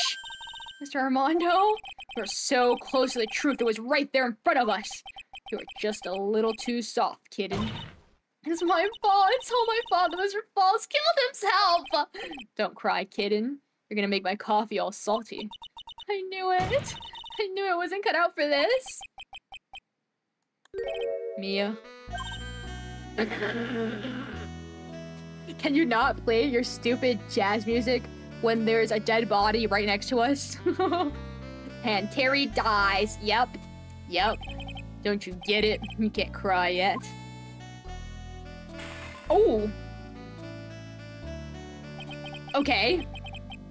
The only time a lawyer can cry is when it's all over. Why is he oroforming? Why did you do that? Mr. Armando?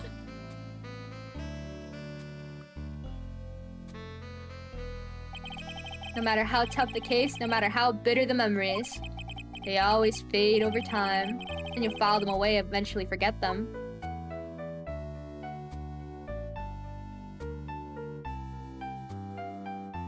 Are we in the hospital, by the way? Why do we have, like, an IV thing? 1 year later, in this very same courthouse, I, myself, got wrapped up in that case. Oh, yeah. And that's how Mia got the saying. Wow. I wish I could be as cool as him. Only after that did Dahlia Hawthorne get put on trial for her crimes. The verdict that was ultimately handed down to her was... guilty, of course. Naturally, when the verdict was read, she had a perfect, angelic smile on her face. Why didn't she get the death penalty? She killed somebody. It was premeditated. She killed 2 people. She killed 3 people. How was she not? Dude, we've put people on the death penalty for less in this freaking game. Like, hello? Why is she still alive? We need the villain to come back. It was finally all over. At least that's what I thought at the time. Unfortunately, it couldn't have been more wrong. It's been 5 years, but now something has happened that's made me remember all this.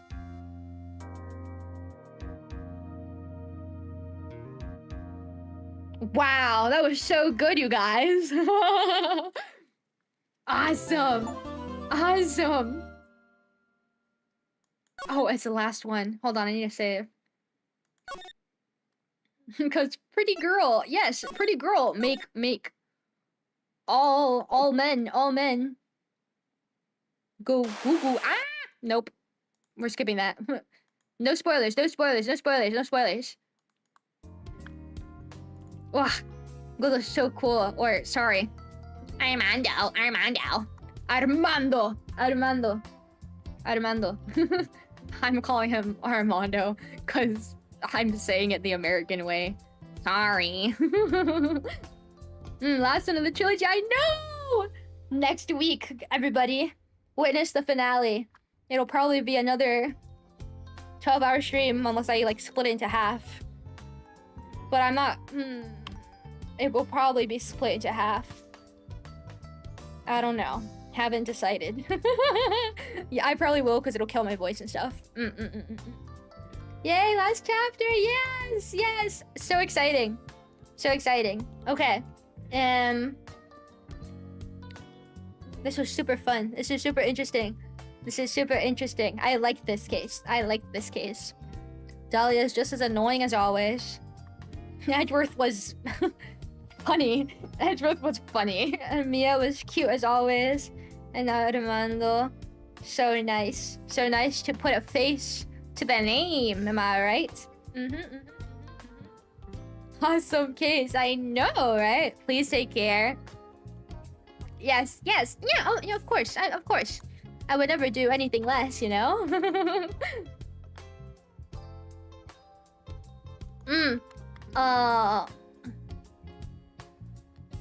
Yeah, well, that's kind of it, you guys. This week, I've got lots of things to do. I have my midterm on Wednesday, and then I'll stream after that, so...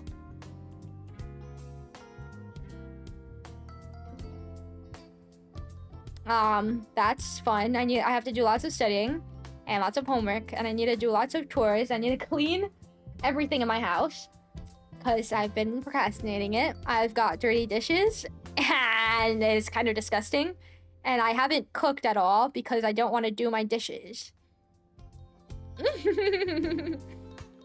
But well, oh well.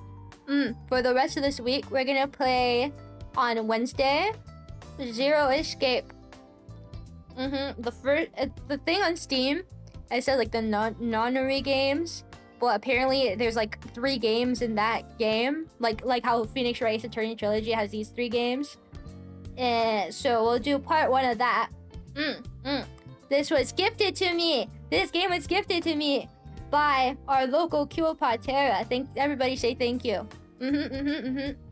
This is how you get me to play games you guys request. You can either tell me and I'll write it down, have my little notepad, and I'll get to it eventually. Or if you really want me to play it, you can buy it for me. Yep. And then on Friday we're gonna play Repo because I want to play Repo, and I haven't been doing a lot of horror games recently. You know, I missed it. I missed the game. Okay. And yeah, next week it should be normal streams ish, like more than 3, like maybe 4 or 5. You know, like how it normally is. Let me see. Let me check my thing actually. Yeah.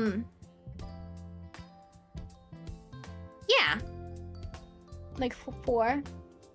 Yeah. And then it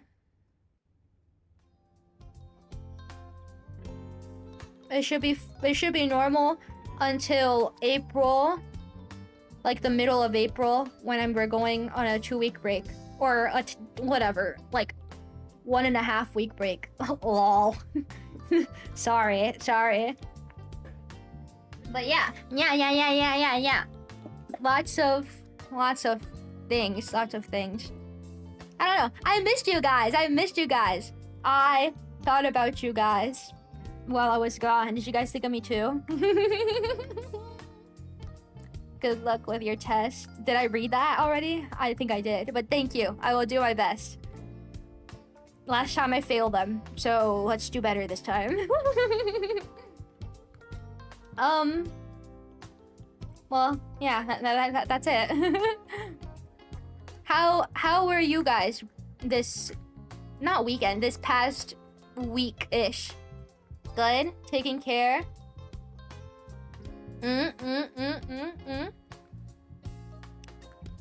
Hell yeah. Yeah, thank you. Everybody is thanking. Everybody, 2 people, and the person itself.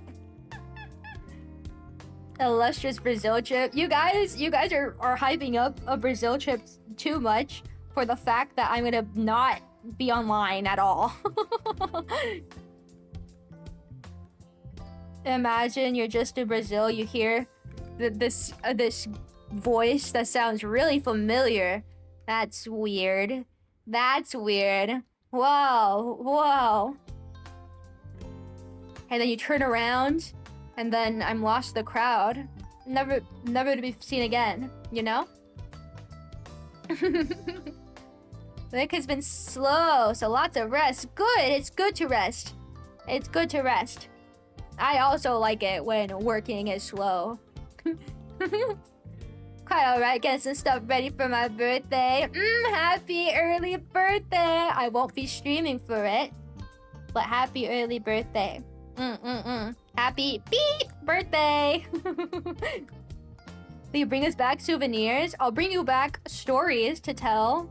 I'll just have to remember them. I'll put them in my notes app. Topics to talk about when I am back. I'm gonna be honest, I'm gonna buy so many snacks to bring back home. I love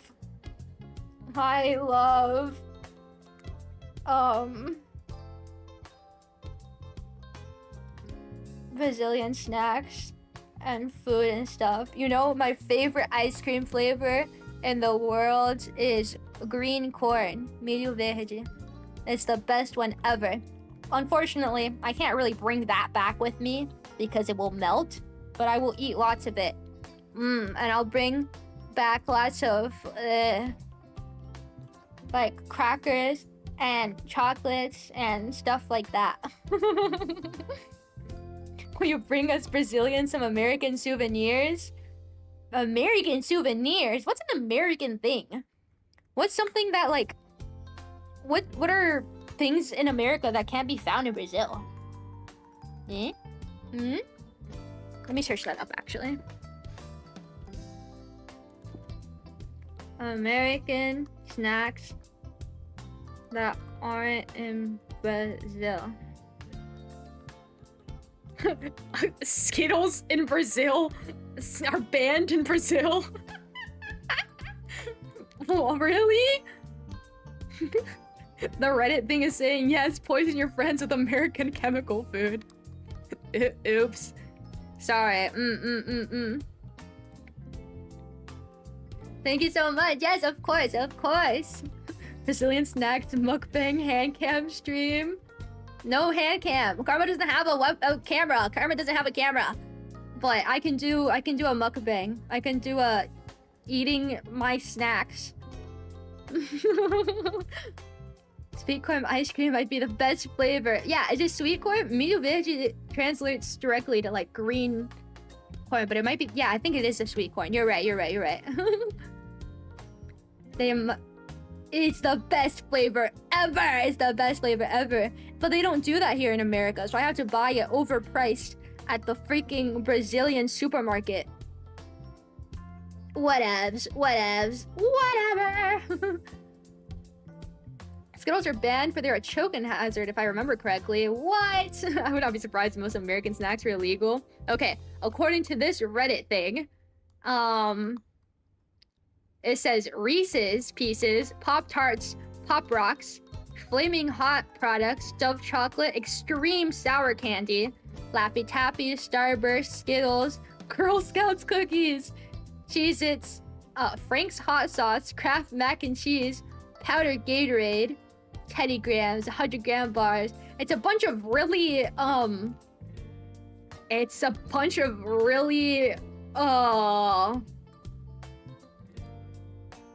unhealthy junk food.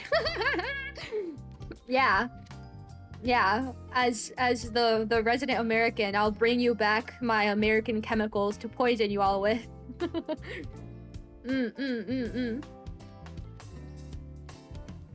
It'll be awesome.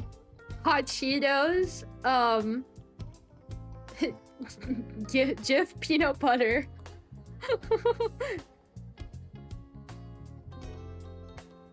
Peanut M&Ms. Awesome. Wow. Flaming Hot had a short run around here, but it didn't quite make any waves. I love Flaming Hot Cheetos. I know they're like really unhealthy, but I like them. I also like Takis. Those are good. My favorite is like the Taki knockoff from Trader Joe's. That's like not made with a lot of chemicals compared to the real one. And it's like less salty because it's more like real fake chemicals. Whatever. It's the ones from Trader Joe's. I like those. Yeah.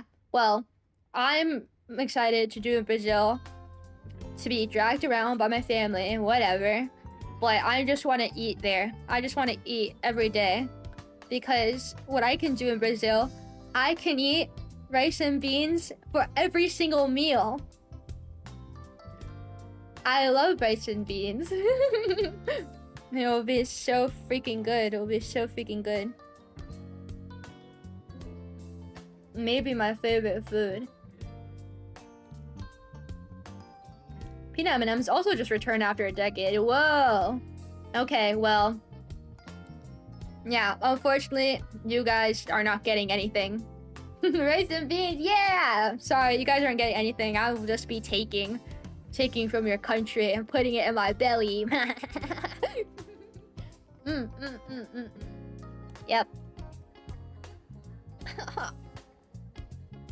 Where's my water? Hold on. I'm hydrating.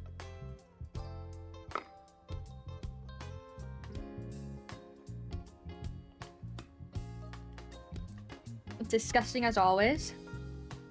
It's fine. Yeah. But I'll talk more about Brazil stuff. Before in April, we'll have our Brazilian Zatsu in Portuguese. Yep. We'll talk more about Brazil stuff then. And then we'll talk about my trip when I get back.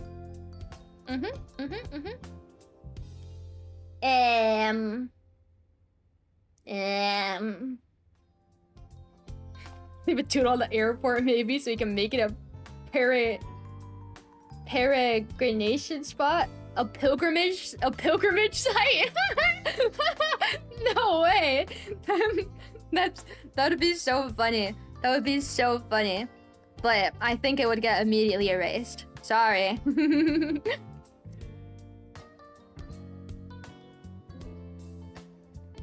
That's such a cute idea though. Such a cute idea. Maybe I'll put like a post-it note or something. Whatever you do, just don't steal the post-it note and then like get my fingerprints, okay? Or like steal it and then do what's it called? Like a handwriting test. Handwriting scan? What do they do again? Yeah, don't do that. I'll put a post-it note somewhere. And so if anyone ever goes to the airport, take a picture with it, okay? To my like 3 Brazilian kiwopods. Okay, well, I've gotta go do my things. It's fun chatting. It's fun chatting with all of you guys. I missed you all. I'll see you on Wednesday, okay? Or if I don't see you on Wednesday, I'll see you when I see you. What? Since the work in quotations has started, I want to show you guys so badly. Every time I get an update, I'm like, oh my god, I want to take a picture and show it to my kiwopods. But I can't. So be patient so that I can be patient too, okay? Bye. Everybody, I hope you have a good rest of your day, afternoon, morning, night, whatever time zone it is for you. Evening. And yeah. I'll see you guys next time, okay? Take care. Bye-bye. That's a karma. Thanks for stream. Have a nice rest of your day. Take care. Yes, yes, yes. You guys take care too. Oh wait, I need to wait too. Thank you. It's a karma. Bye.